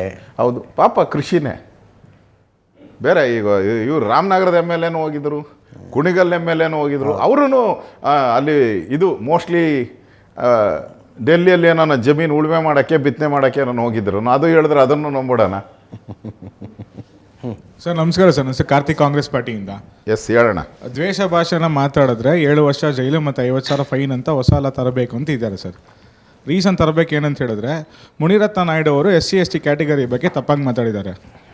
ರೀಸೆಂಟಾಗಿ ಸಿ ಟಿ ರವಿ ಸಾರು ಸವಿತಾ ಸಮಾಜ್ ಅವ್ರ ಬಗ್ಗೆ, sorry to use this word, ಅಜಾಮ್ ಅಂತ ಒಂದು ಪದ ಯೂಸ್ ಮಾಡಿದ್ದಾರೆ, ರೆಕಾರ್ಡಿಂಗ್ ಆಗಿದೆ. ನಂತರ ಯತ್ನಾಳ್ ಅವರು ಮಾತಾಡ್ತಿದ್ರೆ ಮುಸ್ಲಿಂ ಅವ್ರ ಬಗ್ಗೆ ಮಾತಾಡ್ತಾನೆ ಇರ್ತಾರೆ, ಒದಿಬೇಕು ಕತ್ತರಿಸ್ಬೇಕಂತ ಮಾತಾಡ್ತಿರ್ತಾರೆ. ಈ ಲಾ ಕಾಂಗ್ರೆಸ್ಗೂ ಅನ್ವಯ ಆಗುತ್ತೆ, BJPಗೂ ಅನಿವಾರ್ಯ ಆಗುತ್ತೆ, JDSಗೂ ಅನಿವಾರ್ಯ ಆಗುತ್ತೆ. ಇದಕ್ಕೇನಂತೀರಾ ಸರ್? ನಮ್ಮ ಸಪೋರ್ಟು ಈ ಲಾ ತರಲೇಬೇಕು ಅಂತ, ನೀವೇನು ಹೇಳ್ತೀರಾ? ಈ ಲಾ ತರಲೇಬೇಕು ಅಂತ. ಹ್ಞೂ ಸರ್. ಸರ್ ಯಾಕಂದರೆ ಒಂದು ಎಕ್ಸಾಂಪಲು, ಪ್ರತಾಪ್ ಸಿಂಹ ಒಂದು ವಿಷಯ ಹೇಳಿದ್ರು, ನಮ್ಮಪ್ಪ ಏನಾದರೂ ದೊಡ್ಡಬಳ್ಳಾಪುರ ಹತ್ರ ಹೋಗಿದ್ರೆ ನೀನೇನಾರು ಸುಂದರವಾಗಿ ಉಡ್ತಿದ್ದೆ, ಮುಳ್ಳಂದಿ ಮುಖ ಹೊಡೆದ ಕಾಮಿಡಿ ಪೀಸು ಪ್ರದೀಪ್ ಈಶ್ವರ್ ಅಂತ ಹೇಳಿದ್ದಾರೆ. ಅದೇ ಥರ ಪ್ರದೀಪ್ ಈಶ್ವರ್ ಅವರು ಮಾತಾಡಿದ್ದಾರೆ. ಈ ಲಾ ತಗೊಂಬರೋದು 100% ಒಳ್ಳೆಯದು ಅಂತ ನಮ್ಮ ಅಭಿಪ್ರಾಯ ಸರ್. ದ್ವೇಷ ಭಾಷಣ ಮಾಡುವವರಿಗೆ 3 ವರ್ಷ ಶಿಕ್ಷೆ. ಈ KJ ಹಳ್ಳಿ, DJ ಹಳ್ಳಿ, ಹುಬ್ಬಳ್ಳಿ, ಹಳೆ ಹುಬ್ಬಳ್ಳಿ ಗಲಾಟೆ, ಮೈಸೂರು ಉದಯಗಿರಿ ಗಲಾಟೆ, ನಮ್ಮ ಪ್ರಿಯಾಂಕ ಖರ್ಗೆ ಅವರ ಕ್ಷೇತ್ರದಲ್ಲೇ ಒಂದು ಗಲಾಟೆ ಆಗಿತ್ತು. ಅಲ್ಲಿ ಹಾಕಿರುವ ಕೇಸುಗಳನ್ನೆಲ್ಲ ವಾಪಸ್ ತಗೊಂಡು, ಕ್ಯಾಬಿನೆಟ್ ಡಿಸಿಷನ್ ಮಾಡಿ ವಾಪಸ್ ತಗೊಂಡು, ನಾವು ಮಾತನಾಡುವವ್ರನ್ನ 3 ವರ್ಷ ಶಿಕ್ಷೆ ಕೊಡ್ತೀವಿ ಅಂತ ಹೊರಟ್ರೆ ಸರ್ ತಪ್ಪು ಸಂದೇಶ ಹೋಗಲ್ವಾ ಅಂತ ನನ್ನ ಪ್ರಶ್ನೆ. ಅವ್ರು ಬಂದ್ಬಿಟ್ಟು ಇನ್ಸ್ಪೈರಿಂಗ್ ಆಗಿರ್ತಾರೆ ಸರ್. ಫಾರ್ ಎಕ್ಸಾಂಪಲ್ ಇನ್ಸ್ಪೈರಿಂಗ್ ಆಗಿರ್ತಾರೆ. ಈ ಥರ ಬೆಂಕಿ ಹಚ್ಚೋದು ಸರ್, ಬೆಂಕಿ ಹಚ್ಚೋರಲ್ಲ, ಎಲ್ಲರೂ ಹೇಳ್ತಿದ್ದೀನಿ ಸರ್. ನೀವು ಕಾಂಗ್ರೆಸ್ ಕಾರ್ಯಕರ್ತರಾಗಿ KJ ಹಳ್ಳಿ, DJ ಹಳ್ಳಿ ಕೇಸ್ ವಾಪಸ್ ಪಡೆದಿದ್ದರ ಬಗ್ಗೆ ನಿಮ್ಮ ಅಭಿಪ್ರಾಯ ಏನು? ತಪ್ಪಂತ ನಾನು ಒಪ್ಕೋತೀನಿ ಸರ್. ಆಸ್ ಎ ಪಾರ್ಟಿ ಕಾರ್ಯಕರ್ತನಾಗಿ ನೀವು ತಪ್ಪು ಅಂತ ಹೇಳ್ತೀರಿ? ತಪ್ಪಂತ ನಾನು ಒಪ್ಕೋತೀನಿ. ಹೌದಾ? 100%. ನನ್ನ ಹೆಸರು ಕಾರ್ತಿಕ್, ನಾನು ತಪ್ಪಂತ ನಾನು ಒಪ್ಕೋತೀನಿ. ಅದನ್ನೇ ನಾನು ಹೇಳ್ತೀರಾ ಸ್ವಾಮಿ. ನೋಡಿ ಸರ್, ಆ ಕಾರ್ಯಕರ್ತರ ಪ್ರಾಮಾಣಿಕತೆ ನೋಡಿ. ನಮ್ಮದೇ ಪಕ್ಷದ ಸರ್ಕಾರ ತಪ್ಪು ಮಾಡಿದೆ ಅಂತ ಹೇಳ್ತಾರೆ. ಅದೇ ಥರ ಅಶೋಕ್ ಅವ್ರಿಗೆ ಹೇಳ್ತಿರೋದು, ನಾನು ಪ್ರಾಮಾಣಿಕ ಕಾರ್ಯಕರ್ತ, ನೀವೇನು ಹೇಳ್ತೀರಾ? 3 ವರ್ಷ ಜೈಲು ಶಿಕ್ಷೆ, 5,000 ರೂಪಾಯಿ ದಂಡ. ಯಾರೇ ದ್ವೇಷ ಭಾಷಣನೂ ಕೂಡ ಸಂವಿಧಾನಕ್ಕಿರ್ಬೋದು, ವ್ಯಕ್ತಿಗತವಾಗಿರ್ಬೋದು, ವ್ಯಕ್ತಿಗತ ಚಾರಿತ್ರ ಮಾಡುವಂಥದ್ದು ಯಾರೇ ಮಾಡಿದ್ರು ತಪ್ಪೇ, ಪ್ರಶ್ನೆನೇ ಇಲ್ಲ. ಅದಕ್ಕೆ ಈ ಇರೋವಂಥ ಕಾನೂನು ಏನಿದೆ ಅದೇ ಭಾಳ ಸ್ಟ್ರಾಂಗ್ ಇದೆ. ಮೊನ್ನೆ ನಾನು RCBದು ಮಾತಾಡಿದೆ. 11 ಜನ ಅಮಾಯಕ ಮಕ್ಕಳು ಸತ್ತರು. ಅವಾಗ ಬಿಲ್ ತಗೊಂಬಂದರು. ಒಂದು ನಮ್ಮ ಹೋರಾಟ ಇದೆಲ್ಲ ನೋಡ್ಬಿಟ್ಟು ನಾನು ಮಾತಾಡಿದಾದ್ಮೇಲೆ ಬಿಲ್ ತಂದ್ಬಿಟ್ರು. ಏನು ಅಂತ ಹೇಳಿದ್ರೆ, ಇನ್ಮೇಲೆ ಯಾರೇ ತೊಗೊಬೇಕಾದರೂ ಕಾರ್ಯಕ್ರಮ ಮಾಡಬೇಕಾದ್ರೆ 1 ಕೋಟಿ ರೂಪಾಯಿ ಡಿಪಾಸಿಟ್ ಇಡಬೇಕು. ಅಕಸ್ಮಾತ್ ಏನಾದರೂ ಅಲ್ಲಿ ಹೆಚ್ಚು ಕಮ್ಮಿ ಆದರೆ 10 ವರ್ಷ ಜೈಲು ಶಿಕ್ಷೆ ಎಲ್ಲ ಹಾಕಿದ್ರು. ಈಗ ಸಿದ್ದರಾಮಯ್ಯನವರು ಒಂದು ಕಾರ್ಯಕ್ರಮ ಮಾಡಿದ್ರು, ಏನು ಸಮಾವೇಶ, ಕಾಂಗ್ರೆಸ್ ಸಮಾವೇಶ. ಅಲ್ಲೇನೋ ಕುಸಿದು ಬಿದ್ದೋಯ್ತು ಅಂತ ಇಟ್ಕೊಳ್ಳಿ, ಏನು ಇದು ಟೆಂಟ್ ಕುಸಿದು ಬಿದ್ದೋಯ್ತು, ಸತ್ತೋದ್ರು ಒಂದು 3 ಜನ. ಸಿದ್ದರಾಮಯ್ಯ ಜೈಲಲ್ಲಿ ಇರಬೇಕು. ಯಾರೋ ಗಣೇಶನ ಹಬ್ಬ ಮಾಡ್ತಾ ಇರ್ತಾರೆ, ಯಾರೋ ಸೆಲೆಬ್ರಿಟಿ ಓದ್ತಾರೆ, ನಾನೇ ಓದ್ತೀನಿ ಅಂತ ಇಟ್ಕೊಳ್ಳಿ, ಗಲಾಟೆ ಆಗೋಯ್ತು, ಯಾರೋ ಸತ್ತರು, ನಾನು ಪನಿಷ್ಮೆಂಟು. ಹಂಗಲ್ಲ ಕಾನೂನು. ಈಗಿರೋಂಥ ಕಾನೂನು ಯಾವುದಕ್ಕೆ ಏನು ಶಿಕ್ಷೆ ಅನ್ನೋದು ಸ್ಪೆಸಿಫೈ ಮಾಡಿದೆ. ಇಲ್ಲಿ ಒಂದು ನೀ ಹೇಳುವಂಥದ್ದು ಸದುದ್ದೇಶದಿಂದ ಯಾವುದೇ ರೀತಿಯಾದಂಥ ರಾಜಕೀಯದ ಪ್ರೇರಿತ ಇಲ್ಲದೆ ಇರೋ ಮಾಡೋವಂಥದ್ದು ಒಪ್ಪುವಂಥದ್ದು ಪ್ರಶ್ನೆನೇ ಇಲ್ಲ. ಆದರೆ ಯಾವ ಪೊಲಿಟಿಕಲ್ ಪಾರ್ಟಿ ಅದನ್ನು ಬಿಡ್ತೈತೆ ಹೇಳಿ? ಯಾವುದು ಬಿಡ್ತೈತೆ ಹೇಳಿ? ಎಲ್ಲ ಯೂಸ್ ಮಾಡಿ. ಈಗ ನೀನು ಮಾಡೋ ತಪ್ಪು ಮಾಧ್ಯಮರವರು ಅದನ್ನು ಪ್ರಸಾರ ಮಾಡ್ತಾರೆ, ಅವರು ಹೋಗ್ಬೇಕು ಜೈಲಿಗೆ. ಅದರಲ್ಲಿ ಅವರು ಹೋಗ್ಬೇಕ್ರಿ, 100% ಅವರು ಹೋಗ್ಬೇಕಾಗತ್ತೆ. ಅಂದರೆ ಅರ್ಥ ಏನು? ಇದೊಂಥರ ಭಾಳ ಸೂಕ್ಷ್ಮವಾದಂಥ ವಿಚಾರ. ಭಾಳ ಸೂಕ್ಷ್ಮವಾಗಿ ಯೋಚನೆ ಮಾಡಬೇಕು. ಯೋಚನೆ ಮಾಡಿ ಕಾನೂನು ತರಕ್ಕೆ ಮುಂಚೆ ಒಳ್ಳೇದೇನಾಗುತ್ತೆ ಕೆಟ್ಟದ್ದೇನಾಗುತ್ತೆ ಎರಡೂ ಯೋಚನೆ ಮಾಡಿ ನಾವು ಕಾನೂನನ್ನು ತರಬೇಕು. ಏಕಾಏಕಿ ಯಾರೋ ಬೈಯ ತಪ್ಪು, ನಾನು ಹೇಳ್ತಾ ಇದ್ದೀವಿ, ಪ್ರಶ್ನೆನೇ ಇಲ್ಲ. ಅದ್ರ ಬಗ್ಗೆ ಯಾರು ಸಮರ್ಥನೆ ಮಾಡೋಕ್ಕೆ ಸಾಧ್ಯನೇ ಇಲ್ಲ, ಯಾರೂ ಮಾಡೋಕ್ಕೆ ಸಾಧ್ಯ ಇಲ್ಲ. ಅದೇ ರೀತಿ ಅದನ್ನು ದುರುಪಯೋಗ ಹೆಂಗಾಗುತ್ತೆ? ಈಗ ಯಾರು ಏನೂ ಒಂದೇ ಇಲ್ಲ ಅಂತ ಇಟ್ಕೋ, ಪೊಲಿಟಿಕಲ್ ಕೇಸ್ಗಳು ಹಾಕಕ್ಕೆ ಶುರು ಮಾಡಿಬಿಟ್ರೆ ಎಲ್ಲ ಜೈಲಲ್ಲೇ ಇರ್ಬೇಕು, ಯಾರು ಅಸೆಂಬ್ಲಿಗೆ ಬರೋಕ್ಕೆ ಆಗಲ್ಲ. ಆಮೇಲೆ ಒಂದು ವಿಷಯ ಸರ್, DK ಶಿವಕುಮಾರ್ CM ಆಗೋದು 100% ಖಚಿತ ಸರ್. ಅದಕ್ಕೆ ನಾವೇ ಹೇಳ್ತೀವಿ ನೋಡಪ್ಪ, 100% ಸರ್. ಕಾರ್ಯಕರ್ತರ ಆಸೆ ಸರ್, ಸಿದ್ದರಾಮಯ್ಯ ಅವರು ಆಗಿದ್ದಾರೆ, ಖುಷಿ. ನೆಕ್ಸ್ಟ್ DK ಶಿವಕುಮಾರ್ ಅವರಾಗಲಿ, ಏನು ತಪ್ಪಿದೆ? ಮುಂದಿನ ಯೋಚನೆ ಆಯ್ತು, ಇದನ್ನು ಗಮನಿಸಲಾಗುವುದು 100% ಸರ್. ಅಂದರೆ ನಾನು ಹೇಳಿದ್ದು ನಿಜ ಆಯ್ತಲ್ಲ, ನಾನು ಹೇಳಿದ್ದು ಸತ್ಯ ಆಯಿತು. ನಾನು 6 ತಿಂಗಳಿಂದ ಹೇಳ್ತಾ ಇದ್ದೀನಿ, ಇಲ್ಲಿ ರಾಜಕೀಯ ಒಂದು ಪವರ್ ಶೇರಿಂಗ್ ಇದೆ. ಇಲ್ಲಿರೋ ಕಾರ್ಯಕರ್ತರ ಪೈಕಿ DK ಶಿವಕುಮಾರ್ CM ಆಗ್ಬೇಕನ್ನೋರು ಯಾರ್ಯಾರು? ಒಂದು ಆಯ್ತು, ಸಿದ್ದರಾಮಯ್ಯನವರೇ 5 ವರ್ಷ ಇರಬೇಕು ಅನ್ನೋ ಕಾಂಗ್ರೆಸ್ ಕಾರ್ಯಕರ್ತರು ಯಾರು? ಎಲ್ಲರೂ ಇದೀವಿ ಸರ್. ಇದೇನ್ರಿ ಇದು? ಡಬಲ್ ಸ್ಟ್ಯಾಂಡರ್ಡ್ ಮಾಡಬೇಡಿ. ಒಂದು ನಾಲಿಗೆ. ಸರ್, ನನ್ನ ಹೆಸರು ಅಸ್ಗರ್ ಪಾಷಾ ಅಂತ. ನಾನು ಕಾಂಗ್ರೆಸ್ ಕಾರ್ಯಕರ್ತನಾಗಿದ್ದೀನಿ. ತಮ್ಮಲ್ಲಿ ಕೇಳುವಂಥ ಪ್ರಶ್ನೆ ಏನಂದರೆ, ಯಾವುದೇ ಒಂದು ಸಣ್ಣ ವಿಷಯ ಬಂದ್ರೂ ವಿರೋಧ ಪಕ್ಷವಾಗಿ ರೋಡ್ಗೆ ಇಳಿದು ಬೀದಿಗೆ ಇಳಿದು ನಾವು ಸ್ಟ್ರೈಕ್ಗಳು ಮಾಡಿದ್ದೀವಿ, ಆಗ ಕೆಲಸ ಮಾಡಿದ್ದೀವಿ. ಆದರೆ ನಿಮ್ಮ ಅವ್ರು ಪಕ್ಷದಲ್ಲಿ ಬೀದಿಗೆ ಇಳಿತಾ ಇಲ್ಲ, ಯಾವುದು ಹೋರಾಟ ಮಾಡ್ತಾರೆ. ಇದುವರೆಗೂ ಆ ಥರ ನಡೆದಿಲ್ಲ. Okay. ಇದುವರೆಗೂ ಯಾವುದು ನಡೆದಿಲ್ಲ ಆ ಥರ. ಏನು ಮಾತಾಡಿದ್ರೆ ಏನು ಕೇವಲ ಒಂದು ಜಾತಿ ವಿಷಯ, ಒಂದು ದೇವರ ವಿಷಯ, ಒಂದು ಮುಸ್ಲಿಂ ವಿಷಯ, ಇದು ಬಿಟ್ಟರೆ ಬೇರೆ ಯಾವುದು ಟಾಪಿಕ್ ಮೇಲೆ ಮಾತಾಡಲ್ಲ. ಯಾಕೆ ಆ ಥರ? ವಿರೋಧ ಪಕ್ಷ ಬೀದಿಗೆ ಇಳಿತಿಲ್ಲ ಅಂತ ಕಾಂಗ್ರೆಸ್ನವರಿಗೆ ಬೇಜಾರಾಗಿದೆ. ಬೀದಿಗೆ ಇಳಿತಾ ಇಲ್ಲ ಅಂತ ಹೇಳಿದ್ರೆ ಅಂದರೆ ಕಾಂಗ್ರೆಸ್ ಅವ್ರು ದಿನನಿತ್ಯ ಬೀದಿಗೆ ಬಿದ್ದಿದ್ದಾರೆ ಅಂತ ಅರ್ಥ, ಜಗಳ ಆಡ್ಕೊಂಡು. ಒಂದು ಹಂಗಾರೆ ನಿಮ್ಮ ನಾಗೇಂದ್ರ ಯಾಕೆ ರಾಜೀನಾಮೆ ಕೊಟ್ಟ? ನಾವು ಬೀದಿಗೆ ಇಳಿಲಿಲ್ಲ ಅಂದರೆ ಯಾಕೆ ಕೊಟ್ಟ? 187 ಕೋಟಿ ಲೂಟಿ ಹೊಡೆದಿದ್ದು ಯಾರು ವಿಧಾನಸಭೆಯಲ್ಲಿ ಪ್ರಸ್ತಾವ ಮಾಡಿದ್ದು ನಾನೇ. ರಾಜೀನಾಮೆ ಯಾಕೆ ಕೊಟ್ಟ? ಜೈಲಿಗೆ ಯಾಕೆ ಹೋದ? ನಿಮ್ಮ ಮೂಢ ಹಗರಣದಲ್ಲಿ 14 ಸೈಟು ಸಿದ್ದರಾಮಯ್ಯ ನಂಗೆ ಕೊಡಲ್ಲ, ಯಾಕೆ ಕೊಡಲಿ, ನಮ್ಮ ಅಪ್ಪಂದು ಅಂತ ಹೇಳಿದ್ರಲ್ಲ, ಹೆಂಗೆ ತಂದು ಕೊಟ್ಟರು 14 ಸೈಟು? Clear ಆಯ್ತು. ನಮ್ಮ ಹೋರಾಟ ಎಲ್ಲಾಯ್ತು ಕ್ಲಿಯರ್ ಆಯಿತು? ನಡೀತಾ ಇದೆ ಕೇಸು, ಕ್ಲಿಯರ್ ಆಗಿಲ್ಲ, ಇನ್ನೂ ಕೇಸ್ ನಡೀತಾ ಇದೆ, ಇನ್ನೂ ಬಾಕಿ ಈ ಪಿಕ್ಚರ್, ಅರ್ಧ ಪಿಕ್ಚರ್ ಇನ್ನೂ ಬಾಕಿ. ಇವತ್ತು ರಸ್ತೆ ಗುಂಡಿ, ಮಾನ ಮರ್ಯಾದೆ ಇದ್ದರೆ ಸರ್ಕಾರಕ್ಕೆ ಇಷ್ಟೆಲ್ಲ ಹೋರಾಟ, ಬೀದಿಗಿಳಿದು ನಾನೇ 10 ಹೋರಾಟ ಮಾಡಿದ್ದೀನಿ, ಜನ ಹೋರಾಟ ಮಾಡ್ತಾ ಇದ್ದಾರೆ. ಅಂದರೆ ಇವತ್ತು ಅಧಿವೇಶನ ನಡೀತಾ ಇದೆ ಅಂತ ನಿಮ್ಮ ಮುಖ್ಯಮಂತ್ರಿಗಳು ಸಭೆಗಳ ಮೇಲೆ ಸಭೆ ಮೇಲೆ ಸಭೆ ಮಂತ್ರಿಗಳು ಮಾಡ್ತಾವ್ರೆ ಅಂದರೆ ಯಾಕೆ? BJP ಹೋರಾಟಕ್ಕೋಸ್ಕರನೇ ಮಾಡ್ತಾ ಇರೋದು, ಉತ್ತರ ಕೊಡಬೇಕು ಅಂತಲೇ ಮಾಡ್ತಾ ಇರೋದು. ಅಶೋಕ್ ಅವರೇ, ಹೌದು, ರಸ್ತೆ ಗುಂಡಿಗಳ ವಿಷಯದಲ್ಲಿ ನೀವು ಧ್ವನಿ ಎತ್ತಿದ್ರಿ. ಬೆಂಗಳೂರಿನಲ್ಲಿ ಗುಂಡಿಗಳ ಪರಿಸ್ಥಿತಿ ಗಂಭೀರವಾಗಿದೆ, ರಸ್ತೆಗಳ ಪರಿಸ್ಥಿತಿ ಗಂಭೀರವಾಗಿದೆ. ಅದಕ್ಕೆ DK ಶಿವಕುಮಾರ್ ಅವ್ರ ಹತ್ರ ಒಂದು ಸೊಲ್ಯೂಷನ್ ಇದೆ ಸರ್. ರಸ್ತೆ ಮೇಲೆ ಓಡಾಡೋದೇ ಬೇಡ, ಟನಲ್ ಮಾಡ್ಬೋಣ ಅಂತಾರೆ ಅವರು. ಹೆಬ್ಬಾಳದಲ್ಲಿ ನೀವು ಸುರಂಗದ ಒಳಗೆ ಹೋದರೆ ಸಿಲ್ಕ್ ಬೋರ್ಡ್ ತನಕ ಎಲ್ಲೂ ಮೇಲೆ ಬರಬೇಕಾಗಿಲ್ಲ, ಭೂಮಿ ಒಳಗೆ ಹೋಗ್ಬಿಡ್ಬೇಕು ಅಂತ. ಅದನ್ನು ವಿರೋಧ ಮಾಡ್ತೀರಿ ನೀವು. ಅಂದರೆ ಇನ್ಫ್ರಾಸ್ಟ್ರಕ್ಚರ್ ಮಾಡ್ತೀವಿ ಅಂತ ಹೊರಟರು ವಿರೋಧ ಮಾಡ್ತೀರಿ, ರಸ್ತೆ ಗುಂಡಿಗಳು ಬಿದ್ದಾವು ಅಂತ ಹೋರಾಟ ಮಾಡ್ತೀರಿ. ಹೆಂಗಿದು? ಮೇಲೆ ಬಿದ್ದಿರೋ ಗುಂಡಿಗಳೇ ನಿಮ್ಗೆ ಮುಚ್ಚಕ್ಕೆ ಯೋಗ್ಯತೆ ಇಲ್ಲ ಅಂತ ಹೇಳಿದ್ರೆ ಇನ್ನು ಟನಲ್ ರೋಡ್ ಹೆಂಗೆ ಮಾಡ್ತೀರಾ ನೀವು? ಇದನ್ನು ಮುಚ್ಚಿ ನಿಮ್ಮ ಕೆಪಾಸಿಟಿ ತೋರಿಸಿ, ಶಕ್ತಿ ಐತೆ, ನಮ್ಮ ಹತ್ರ ಹಣ ಐತೆ, ದುಡ್ಡು ಇದೆ, ನಾವು ಮಾಡ್ತೀರಿ. ಹಣನೇ ಇಲ್ಲ ನಿಮ್ಮ ಹತ್ರ, ಎಲ್ಲ ಹಣ ಇದೆ? ಟನಲ್ ರೋಡ್ ಮಾಡೋಕ್ಕೆ ನಿಮಗೆ ಯಾರು ಅನುಮತಿ ಕೊಟ್ಟಿದ್ದಾರೆ? ನಾನು ಕೇಳಿದೆ ಅಧಿಕಾರಿಗಳು, 136 ಇಲಾಖೆಯಿಂದ ಪರ್ಮಿಷನ್ ತೊಗೊಬೇಕಂತೆ. ಅಧಿಕಾರಿಗಳನ್ನ ಮೊನ್ನೆ ಮೀಟಿಂಗ್ ಕರೆದು ಕೇಳಿದೆ, ಯಾರಿಂದ ತಗೊಂಡಿದ್ದು? ಒಂದು ತೊಗೊಂಡಿಲ್ಲ. ಇನ್ನು ಟೆಂಡರ್ ಕರೆದು ಬಿಡಬೇಕು, ಕಮಿಷನ್ ತೊಗೊಂಬಿಡ್ಬೇಕು, ಹೋಗ್ಬಿಡ್ಬೇಕು ಅಷ್ಟೇ. ಬಂದವನು, ಯಾಕಂದ್ರೆ ನಾನು ಕೇಳಿದೆ ಆ ಮಿಷಿನ್ ಯಾವಾಗ ಬರ್ತೈತೆ ಅಂತಪ್ಪ, ಇನ್ನೂ 1.5 ವರ್ಷಕ್ಕೆ. ಇವ್ರು ಇರೋದೇ ಇಲ್ಲ 1.5 ವರ್ಷಕ್ಕೆ. ಏನು ಹಿಂಗಂತೀರಿ ನೀವು? ಹಾಂ, ಗ್ಯಾರಂಟಿನಾ? ಸತ್ಯವೇ ನಮ್ಮ ತಾಯಿ ತಂದೆ, ಸತ್ಯವೇ ನಮ್ಮ ಬಂಧು ಬಳಗ, ಸಾಕು, ಬೇಕಾಗೋಷ್ಟು ಮೆಜಾರಿಟಿ ಇರುವ ಸರ್ಕಾರ 5 ವರ್ಷ ಕಂಪ್ಲೀಟ್ ಆಗುತ್ತೆ ಸರ್ಕಾರ. ನಾನು ಮುಖ್ಯಮಂತ್ರಿ ಯಾರು ಅದನ್ನ ಆವಶ್ಯಕ ಹೋಗೋದಿಲ್ಲ, ಸರ್ಕಾರ ಇರುತ್ತಪ್ಪ 1.5 ವರ್ಷ, ಅಂದರೆ 2.5 ವರ್ಷ, ಮುಂದಿನ 2.5 ವರ್ಷ ಸರ್ಕಾರ. ಈಗ ಸಿದ್ದರಾಮಯ್ಯನ ನಂಬಬೇಕು. ಅವರು ಎಲ್ಲ ಪಾರ್ಟಿ ನೋಡ್ಕೊಂಬಂದಿದ್ದಾರೆ, ಅವರೇನು ಒರಿಜಿನಲ್ ಕಾಂಗ್ರೆಸ್ ಏನಲ್ಲ. ಅವ್ರು ಜನತಾದಳ, ಇಂಡಿಪೆಂಡೆಂಟು, ಕಾಂಗ್ರೆಸ್ಸು, ಏನೇನು ಎಲ್ಲ ಪಾರ್ಟಿ ನೋಡ್ಕೊಂಬಂದಿದ್ದಾರೆ. ಸಿದ್ದರಾಮಯ್ಯನ ಕೆಣಕಿದ್ರೆ ಬಿಡ್ತಾರ ಸಿದ್ದರಾಮಯ್ಯ? DK ಶಿವಕುಮಾರ್ಗೆ ಅಧಿಕಾರ ಕೊಟ್ಟಿಲ್ಲ ಅಂದರೆ ಆ ಮನುಷ್ಯ ಬಿಡ್ತಾರ? ಅವಾಗೇ ಸುದ್ದಿ, ಡೆಲ್ಲಿಗೆ ಹೋಗಿದ್ದಾರಂತೆ, ಅಮಿತ್ ಶಾನ್ ಭೇಟಿ ಮಾಡಿದಾರಂತೆ, ಎಲ್ಲ ಸುದ್ದಿ. ನಾನು ಹೇಳ್ತಾ ಇಲ್ಲ, ಸುದ್ದಿಗಳು. ರಾಜಕಾರಣ ಅನ್ನೋದು ನಿಂತು ನೀರಲ್ಲ. ಎನಿ ಟೈಮ್ ಏನಾಗ್ತದೆ, ನಾಳೆ ಏನಾಗ್ತದೆ ಅಂತ ಗೊತ್ತಿಲ್ಲ. ಅದರಿಂದ ಈ ಸರ್ಕಾರ ಇರುತ್ತೋ ಹೋಗುತ್ತೋ ಅದು ನಾನು ಗ್ಯಾರಂಟಿ ಕೊಡೋಕ್ಕಾಗಲ್ಲ. ಈಗ ಒಂಥರ ಮನುಷ್ಯನಿಂದ ನೆರಳಿರ್ತೈತಲ್ಲ, ಹಂಗೆ ಇದು ಮನುಷ್ಯನಿಂದ ನೆರಳಿರ್ತೈತಲ್ಲ, ಬಿಡಲ್ಲ, ಸಾವು ಥರ. ಅದು ಸರ್ಕಾರದ್ದು ಅಷ್ಟೇ, ಯಾವ ಟೈಮ್ ಏನು ಬೇಕಾದರೂ ಆಗ್ಬೋದು. ಅದರಿಂದ ಈ ಸರ್ಕಾರ ಇರುತ್ತೋ ಹೋಗುತ್ತೋ ಬೇರೆ ಪ್ರಶ್ನೆ. ನಿಮ್ಮ ರೋಲ್ ಏನು? ಸರ್ಕಾರ ಅಕಸ್ಮಾತ್ ಅಂದರೆ ಬೆಳೆಸೋದಕ್ಕೆ ಕೆಲಸಕ್ಕೆ ಕೈ ಹಾಕ್ತೀರಾ? ಕಾಯ್ತಾ ಇರ್ತಾರೆ ನಿಮ್ಮ ಮೇಲ್ನವ್ರು, ಹಂಗೆ ಯಾವಾಗ ಏನಾಗುತ್ತೋ ಅಂತ ಕಾಯ್ತಿರ್ತಾರೆ. ನಾವು ಚುನಾವಣೆಗೆ ತಯಾರು, ಈಗಲೇ ಚುನಾವಣೆ ಮಾಡಿ ನಾವು ತಯಾರಿದ್ದೀರಿ. ನಾವು ಈ ಸರ್ಕಾರ ಮಾಡಿರೋವಂಥ ತಪ್ಪುಗಳನ್ನು ಎತ್ತಿ ತೋರಿಸಿದ್ದೀರಿ. ಎಲ್ಲ ರಂಗದಲ್ಲೂ ಆಗಿದೆ. ನಾನು ಹೇಳಿದೆ ಮೊನ್ನೆ ಪರ್ಫಾರ್ಮೆನ್ಸ್ ಇದು ಕೊಡ್ತಾಯಿದ್ದೀನಿ, ನಾನು ಮೊನ್ನೆ ಹೇಳಿದ್ದೀನಿ ಪರ್ಫಾರ್ಮೆನ್ಸ್, ಇಲಾಖೆಯ ಪರ್ಫಾರ್ಮೆನ್ಸ್. ಮರಿ ಖರ್ಗೆ ಅವ್ರದ್ದು ಇಲಾಖೆ ಪರ್ಫಾರ್ಮೆನ್ಸು 10.02 ಏನು ಇಲಾಖೆ RDPRದು ಪರ್ಸೆಂಟೇಜು. ಅಂದರೆ 100 ಮಾರ್ಕ್ಸ್ ಅವರು. ಓಕೆ, 100 100ಕ್ಕೆ ಅಷ್ಟೇ ಅಚೀವ್ಮೆಂಟ್ ಮಾಡಿರೋದು. ಅಂದರೆ ಸರ್ಕಾರದಿಂದ ಗ್ರ್ಯಾಂಟ್ ಕೊಡ್ತಾರಲ್ಲ, ಗ್ರ್ಯಾಂಟನ್ನು ಯುಟಿಲೈಸ್ ಮಾಡಿರೋ ಅಂಥದ್ದು. ITBTಗೆ 11.2% ಏನೋ ಬಂದಿದೆ. ITBTಯಲ್ಲಿ 100ಕ್ಕೆ ಯುಟಿಲೈಸೇಷನ್. ಓಕೆ. ಹಿಂಗೆ ಎಲ್ಲ ಇಲಾಖೆಗಳು ಇದೆ ಬಾಳೆ.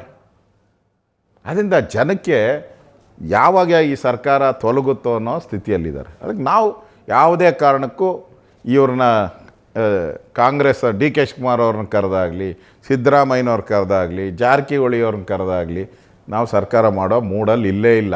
ನಾವು ಚುನಾವಣೆಗೆ ಹೋಗ್ತೀರಿ.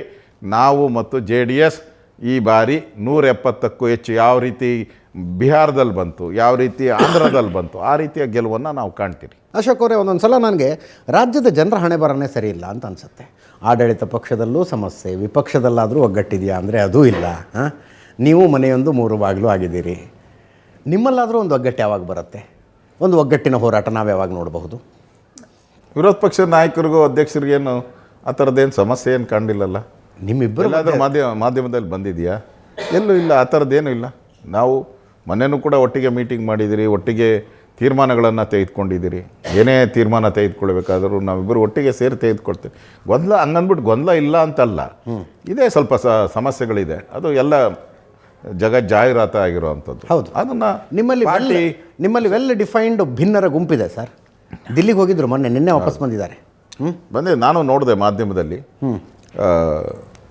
ಇದು ಸೂಕ್ತ ಸಂದರ್ಭದಲ್ಲಿ ಅವರೆಲ್ಲ ಪಾರ್ಟಿಯ ಚೌಕಟ್ಟಿನಲ್ಲೇ ಇದ್ದಾರೆ ಅವರೆಲ್ಲರೂ ಕೂಡ. ಸಮಯ ಬಂದಾಗ ನಮ್ಮ ಕೇಂದ್ರದ ನಾಯಕರು ಕರೆದು ಮಾತಾಡಿದ್ದಾರೆ. ಆಲ್ರೆಡಿ ನಮ್ಮ ಇನ್ಚಾರ್ಜು ಕೂಡ ಮಾತಾಡಿದ್ದಾರೆ. ಅದೆಲ್ಲ ಸಣ್ಣ ಪುಟ್ಟದ್ದು ಸರಿ ಹೋಗುತ್ತೆ ಅನಿಸುತ್ತೆ. ವಿರೋಧ ಪಕ್ಷ ಇರೋದು ನಾವೇನು ರೂಲಿಂಗ್ ಪಾರ್ಟಿಯಲ್ಲಿ ಪ್ರಾಬ್ಲಮ್ ಆದ್ರೇ ಜನಗಳಿಗೆ ಸಮಸ್ಯೆ ಆಗೋದು. ವಿರೋಧ ಪಕ್ಷದಲ್ಲಿ ಏನು ಸಮಸ್ಯೆ ಏನು ಆಗಲ್ಲ.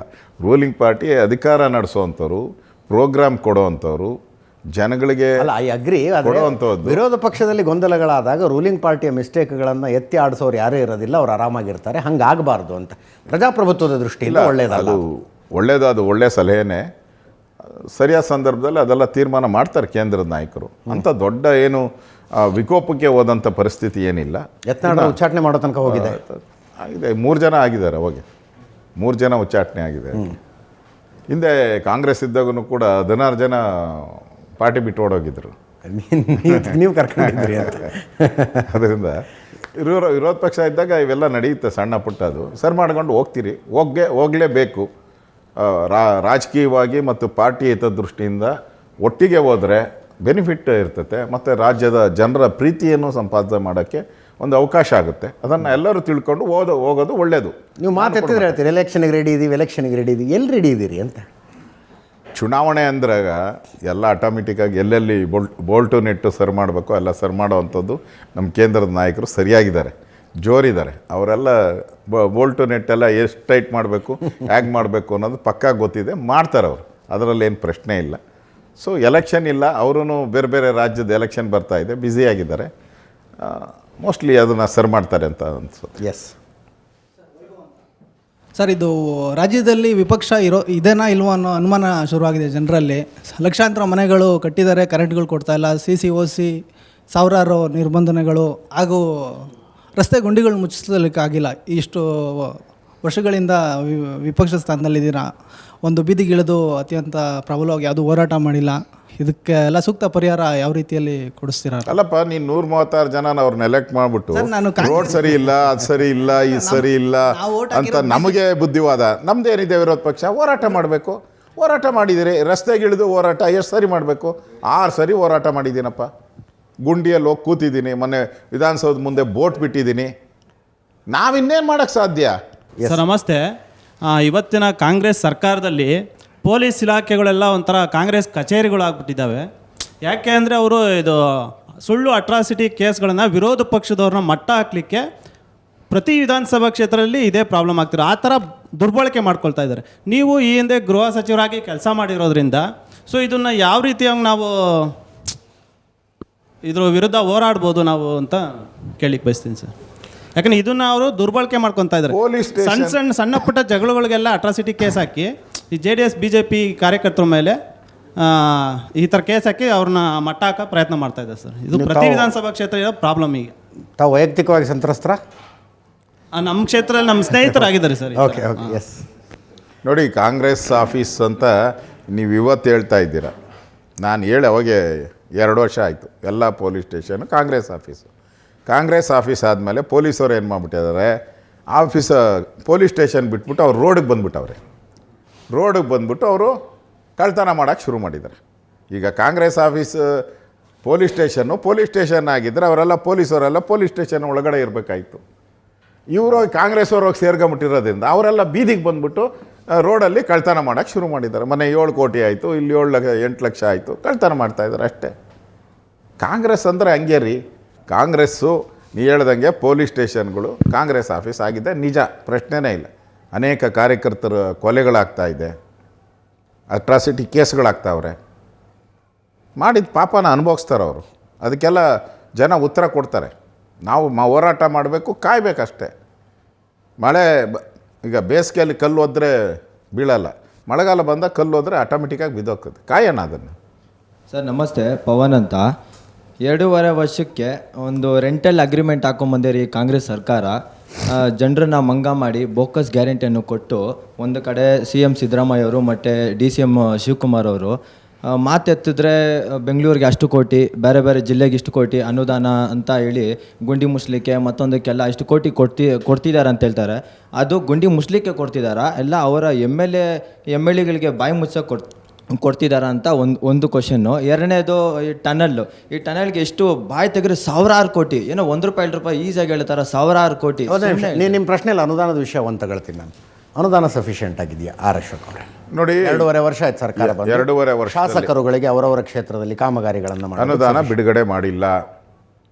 ಅವ್ರು ಹೇಳೋದೆಲ್ಲ ಸುಳ್ಳು. 2.5 ವರ್ಷ ಏನು ಪೀರಿಯಡ್ ಆಗಿದೆ ಕಾಂಗ್ರೆಸ್ಸು, ಪ್ರಾರಂಭದಿಂದ ಅನುದಾನಗಳನ್ನು ನಿರಂತರವಾಗಿ ಕೊಟ್ಕೊಂಬಂದಿದ್ರೆ ಇವತ್ತು ಹಳ್ಳಿಗಳು ಬೀಳ್ತಾನೆ ಇರಲಿಲ್ಲ. 2.5 ವರ್ಷ ಏನು ಕೊಡಲಿಲ್ಲ. ಈಗ ಕೊಡೋಕ್ಕೆ ಹೋಗ್ತಾ ಇದ್ದಾರೆ. ಆ ಕೊಡೋದೆಲ್ಲ ಹಳ್ಳ ಮುಚ್ಚೋಕ್ಕೆ ಆಗತ್ತತೆ. ಹಳ್ಳ ಮುಚ್ಚಿ ಒಂದು 3 ದಿನ ಆದ ತಕ್ಷಣ ತಿರ್ಗಿ ಓಪನ್ ಆಗ್ತದೆ. ಅದು ಇಡೀ ಬೆಂಗಳೂರಲ್ಲಿ ನೀವು ಬಿದ್ದಿರೋ ಹಳ್ಳ ಮುಚ್ಚೋಕ್ಕೆ ಸಾಧ್ಯನೇ ಇಲ್ಲ. ಯಾಕಂದರೆ ಹೊಸ್ದಾಗೆಲ್ಲ ಟಾರ್ ಹಾಕ್ಬೇಕು, ಅಷ್ಟು ಹಳ್ಳಗಳು ಬಿದ್ದುಬಿಟ್ಟವೆ.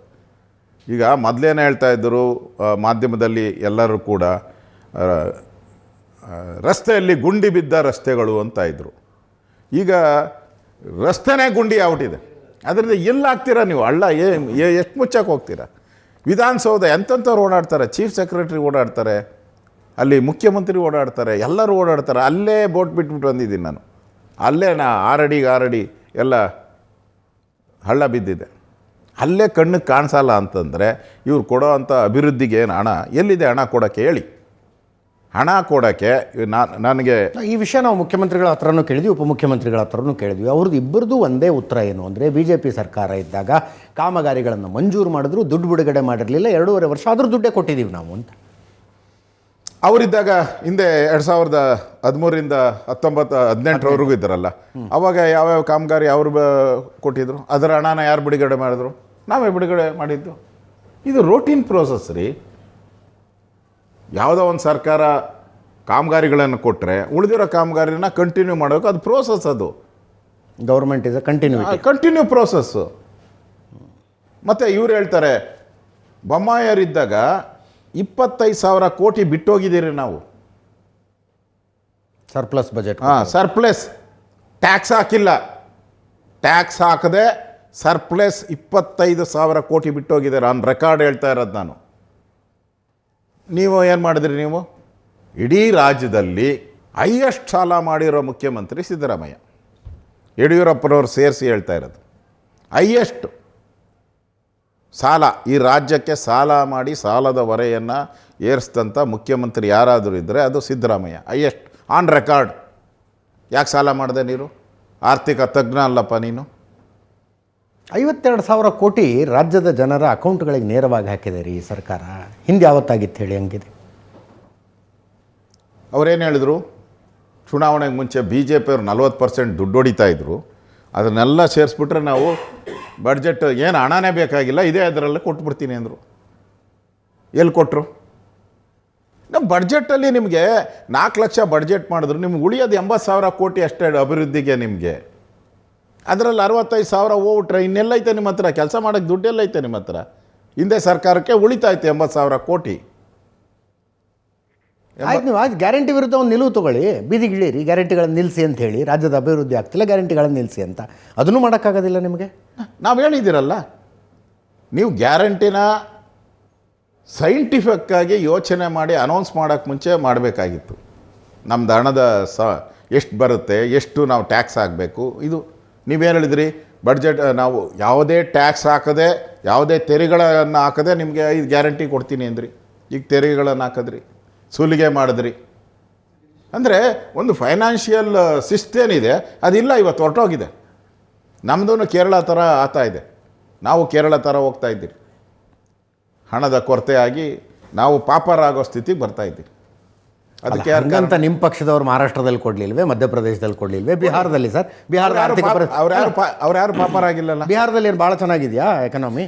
ಅಲ್ಲ, 3.25 ಲಕ್ಷ ಕೋಟಿಯ ಬಜೆಟ್ಟು, ಅದರಲ್ಲಿ 10,000 ರೂಪಾಯಿನ 2.5 ಕೋಟಿ ಕುಟುಂಬದ ಹೆಣ್ಣು ಮಕ್ಕಳಿಗೆ ಹಾಕಿಬಿಟ್ರೆ ಎಲೆಕ್ಷನ್ ಗೆಲ್ಲೋದಕ್ಕೋಸ್ಕರ ನೀವು ಅದನ್ನೇ ಮಾಡ್ತಾ ಇದ್ದೀರಿ.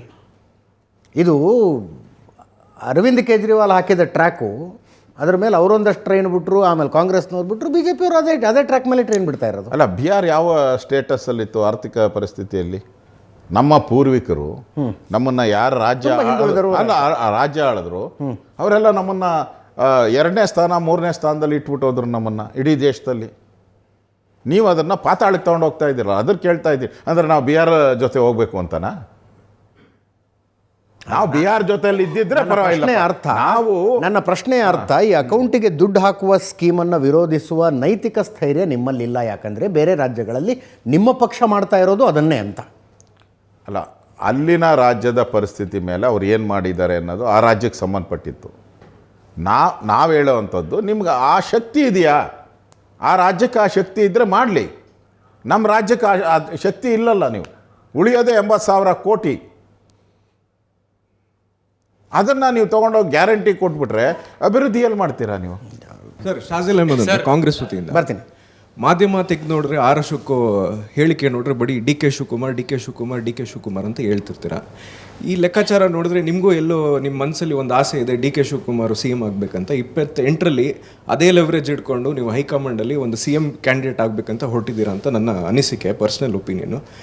ಅದೇ ಥರ ಇವರು ಯಾರು ನಮ್ಮ ಕುಮಾರಸ್ವಾಮಿ ಸೈಕಲ್ ಗ್ಯಾಪಲ್ಲಿ ಇದೇ ಹಿಡ್ಕೊಂಡು ನಿಖಿಲ್ ಕುಮಾರಸ್ವಾಮಿಗೆ ಸಿ ಎಂ ಮಾಡೋಣ 28ರಲ್ಲಿ ಅಂತ ಹೊರಟವ್ರು ಅಂತ ನನಗೆ ಅನಿಸ್ತಿದೆ. ಇದ್ರ ಬಗ್ಗೆ ಏನಂತೀರ ನೋಡಿ. ನಾನೇ ಯೋಚನೆ ಮಾಡಿದಂಥ ರಿಸರ್ಚನ್ನು ನೀನು ಯೋಚನೆ ಮಾಡಿದ್ದೆ. ನಮಗೆ ಡಿ ಕೆ ಶಿವಕುಮಾರ್ ಆದರೂ ಅಷ್ಟೇ, ಸಿದ್ದರಾಮಯ್ಯ ಕಂಟಿನ್ಯೂ ಆದರೆ ನಮಗೇನು ಸಮಸ್ಯೆ ಇಲ್ಲ. ನಾನು ಆಗಲೇ ಹೇಳಿದ್ದೀನಿ, ಕಾಂಗ್ರೆಸ್ ಹೆಣ ಇದ್ದಂಗೆ, ಮುಂದೆ ಒತ್ತರೇನು ಹಿಂದೆ ಒತ್ತರೇನು ಅಂತ ನೀವು ಬರೋಕ್ಕೆ ಮುಂಚೆ ಹೇಳ್ಬಿಟ್ಟಿದ್ದೀನಿ ನಾನು. ಅದು ನಮ್ಮ ಪ್ರಶ್ನೆ ಅಲ್ಲ, ರಾಜ್ಯದ ಜನರು ಕೇಳ್ತಾ ಇದ್ದಾರೆ. ಏನಪ್ಪ ಅವತ್ತು ನಮ್ಮ ಮುಂದೆ ಬಂದು ನೀವು ಹೇಳ್ದಂಗೆ ಕೇಳ್ತೀರಿ, ನೀವು ಓಟ್ ಹಾಕಿ ನಮ್ಮನ್ನು ಗೆಲ್ಲಿಸಿ ಕಾಂಗ್ರೆಸ್ನ, ನೀವು ಹೇಳ್ದಂಗೆ ಕೇಳ್ತೀರಿ, ನಿಮಗೆ ಪ್ರಿಯವಾದಂಥ ಸರ್ಕಾರವನ್ನು ಕೊಡ್ತೀನಿ ಅಂತ ಹೇಳಿದ್ರಿ. ಇವಾಗ ಹೇಳ್ಬೇಕಲ್ಲ ಜನಕ್ಕೆ. ನನಗೆ ಹೇಳೋದು ಬೇಡ ಯಾರು ಮುಖ್ಯಮಂತ್ರಿ ಅಂತ, ಜನಕ್ಕಾದರೂ ಹೇಳ್ಬೇಕಲ್ಲ. ಹೌದಪ್ಪ ಅಗ್ರಿಮೆಂಟ್ ಆಗಿದೆ ಇದೆ ಅಂಥೇಳಿ, ಇಲ್ವಾ ಇಲ್ಲ ಅಂಥೇಳಿ. ಡಿ ಕೆ ಶಿವಕುಮಾರ್ ಮುಖ್ಯಮಂತ್ರಿ ಆತಾರೆ ಹೇಳಿ, ಸಿದ್ದರಾಮಯ್ಯ ಕಂಟಿನ್ಯೂ ಹೇಳಿ, ಯಾವುದಾನ ಒಂದು ಹೇಳ್ಬಿಡಿ. ಈ ಬೇತಾಳನ ಕತೆ ಆದಂಗೆ ಆಗ್ಬಿಟ್ಟೈತೆ. ತಗೊಂಡು ನೇಣು ಹಾಕಿ ಬಿಟ್ಟುಬಿಟ್ಟಿದ್ದೀರ. ಕೆಳಕನ ಇಳಿಸಿ ಏನೋ ದಫನನ ಮಾಡೋಣ, ಅದನ್ನು ಎಣನ ಉಣೋಣ, ಉಣಕ್ಕೂ ಬಿಡ್ತಾ ಇಲ್ಲ. ನೇತಾಡ್ತಾನೆ ಐತೆ ಬೇತಾಳ ಈ ಕಾಂಗ್ರೆಸ್ದು. ಅದು ಅಷ್ಟೇ ಜನ ಕೇಳ್ತಾ ಇರೋದು, ನಾನಲ್ಲ. ಜನ ಕೇಳ್ತಾ ಇದ್ದಾರೆ ಯಾರು ಮುಖ್ಯಮಂತ್ರಿ, ಕ್ಲಾರಿಫೈ ಮಾಡಿಬಿಡಿ. 2021ರಲ್ಲಿ ಯಡಿಯೂರಪ್ಪನವ್ರು ಕೆಳಗಿಳಿಸ್ತೀವಿ ಅಂತ ನೀವು ಹೇಳಿದ್ರಾ? ಇಲ್ಲ, ಮತ್ತೆ ನಾವೇನು ಹೇಳಿಲ್ಲ. ಯಡಿಯೂರಪ್ಪನವ್ರು ಕೆಳಗೆ ಇಳಿದ್ಬಿಟ್ರು, ಬೊಮ್ಮಾಯಿ ಅವರು ಮುಖ್ಯಮಂತ್ರಿ ಆಗ್ಬಿಟ್ರು. ಹೌದು, ಕರೆದು ಮಾತಾಡಿದ್ರು, ಹೇಳಿದ್ರು. ನಾವು ಜನಕ್ಕೆ ಹೇಳ್ಬಿಟ್ರಲ್ಲ, ನಾವು ಈ ಥರ ಯಡಿಯೂರಪ್ಪನ ಚೇಂಜ್ ಮಾಡ್ತಾ ಇದ್ದೀನಿ ಅಂತ ಹೇಳಿದ್ರಲ್ಲ. ಹಂಗೆ ಹೇಳ್ಬಿಡಿ ನೀವು. ಈಗ ಕಾಂಗ್ರೆಸ್ ಪಾರ್ಟಿಯವ್ರು ಕರೆದ್ಬಿಟ್ಟು ಹೇಳ್ಬಿಟ್ರೆ ಮುಗ್ದೋಯ್ತು. ಅವಾಗ ನಾವು ಹೇಳಿದ್ರಲ್ಲ ಯಡಿಯೂರಪ್ಪನ ಚೇಂಜ್ ಮಾಡ್ತೀರಿ ಅಂತ ಹೇಳಿದ್ದೀರಿ, ಮಾಡಿದ್ದೀರಿ. ಅಲ್ಲ, ಯಡಿಯೂರಪ್ಪನವ್ರು ಒನ್ ಫೈನ್ ಡೇ ಅನೌನ್ಸ್ ಮಾಡಿದ್ರು, ನಾನು ಈಗ ಹೋಗಿ ರಾಜಭವನಕ್ಕೆ ಹೋಗಿ ರಾಜೀನಾಮೆ ಕೊಡ್ತೀನಿ ಅಂತ. ಹಂಗೆ ಮಾಡಲಿ ಸಿದ್ದರಾಮಯ್ಯನವರು, ಇಲ್ಲ ಡಿ ಕೆ ಶಿವಕುಮಾರ್ ಇಲ್ಲ ಅವರೇ ಅಂತ ಹೇಳಿ ಮುಗಿದೋಯ್ತು. ಇದು ಅಭಿವೃದ್ಧಿ ವಿಚಾರವಾಗಿ ಮತ್ತು ರೈತರಿಗೆ ಉಪಯೋಗ ಆಗುವಂಥ ವಿಚಾರಗಳನ್ನು ಮೊದಲ ವಾರದಲ್ಲೇ ಪ್ರಸ್ತಾವ ನಾವು ಮಾಡ್ತಾರೆ. ಆದ್ದರಿಂದ ಪ್ರೋ ಡೆವಲಪ್ಮೆಂಟ್ ಆಗಿ ವಿರೋಧ ಪಕ್ಷ ಈ ಸರಿ ಅಧಿವೇಶನವನ್ನು ನಡೆಸೋವಂಥದ್ದಕ್ಕೆ ನಾವು ತಯಾರಿದ್ದೀರಿ. 21 ಕೋಟಿ ಏನೋ ಖರ್ಚಾಗ್ತಿದೆ ಅಂತ ಎಲ್ಲ ಲೆಕ್ಕ ನೋಡಿದೆ ನಾನು. ತೆರಿಗೆದಾರರ ದುಡ್ಡು ವೃಥಾ ಕಾಲಕ್ಷೇಪ ಆಗೋದು ಬೇಡ ಅನ್ನೋದಷ್ಟೇ ಮನವಿ. ಥ್ಯಾಂಕ್ ಯು ಸೋ ಮಚ್ ಈ ಚರ್ಚೆಯಲ್ಲಿ ಭಾಗಿಯಾಗಿದ್ದಕ್ಕೆ. ತಮಗೂ ಕೂಡ ಧನ್ಯವಾದ. ಇದರೊಂದಿಗೆ ಈ ವಾರದ ನ್ಯೂಸ್ ಅವರ್ ಸ್ಪೆಷಲ್ ಮುಗಿಸ್ತಾ ಇದ್ದೀನಿ.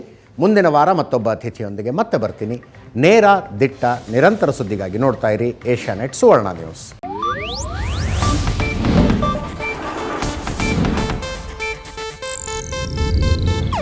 ಇದು ಏಷ್ಯಾನೆಟ್ ನ್ಯೂಸ್ ನೆಟ್ವರ್ಕ್ ಪ್ರಸ್ತುತಿ.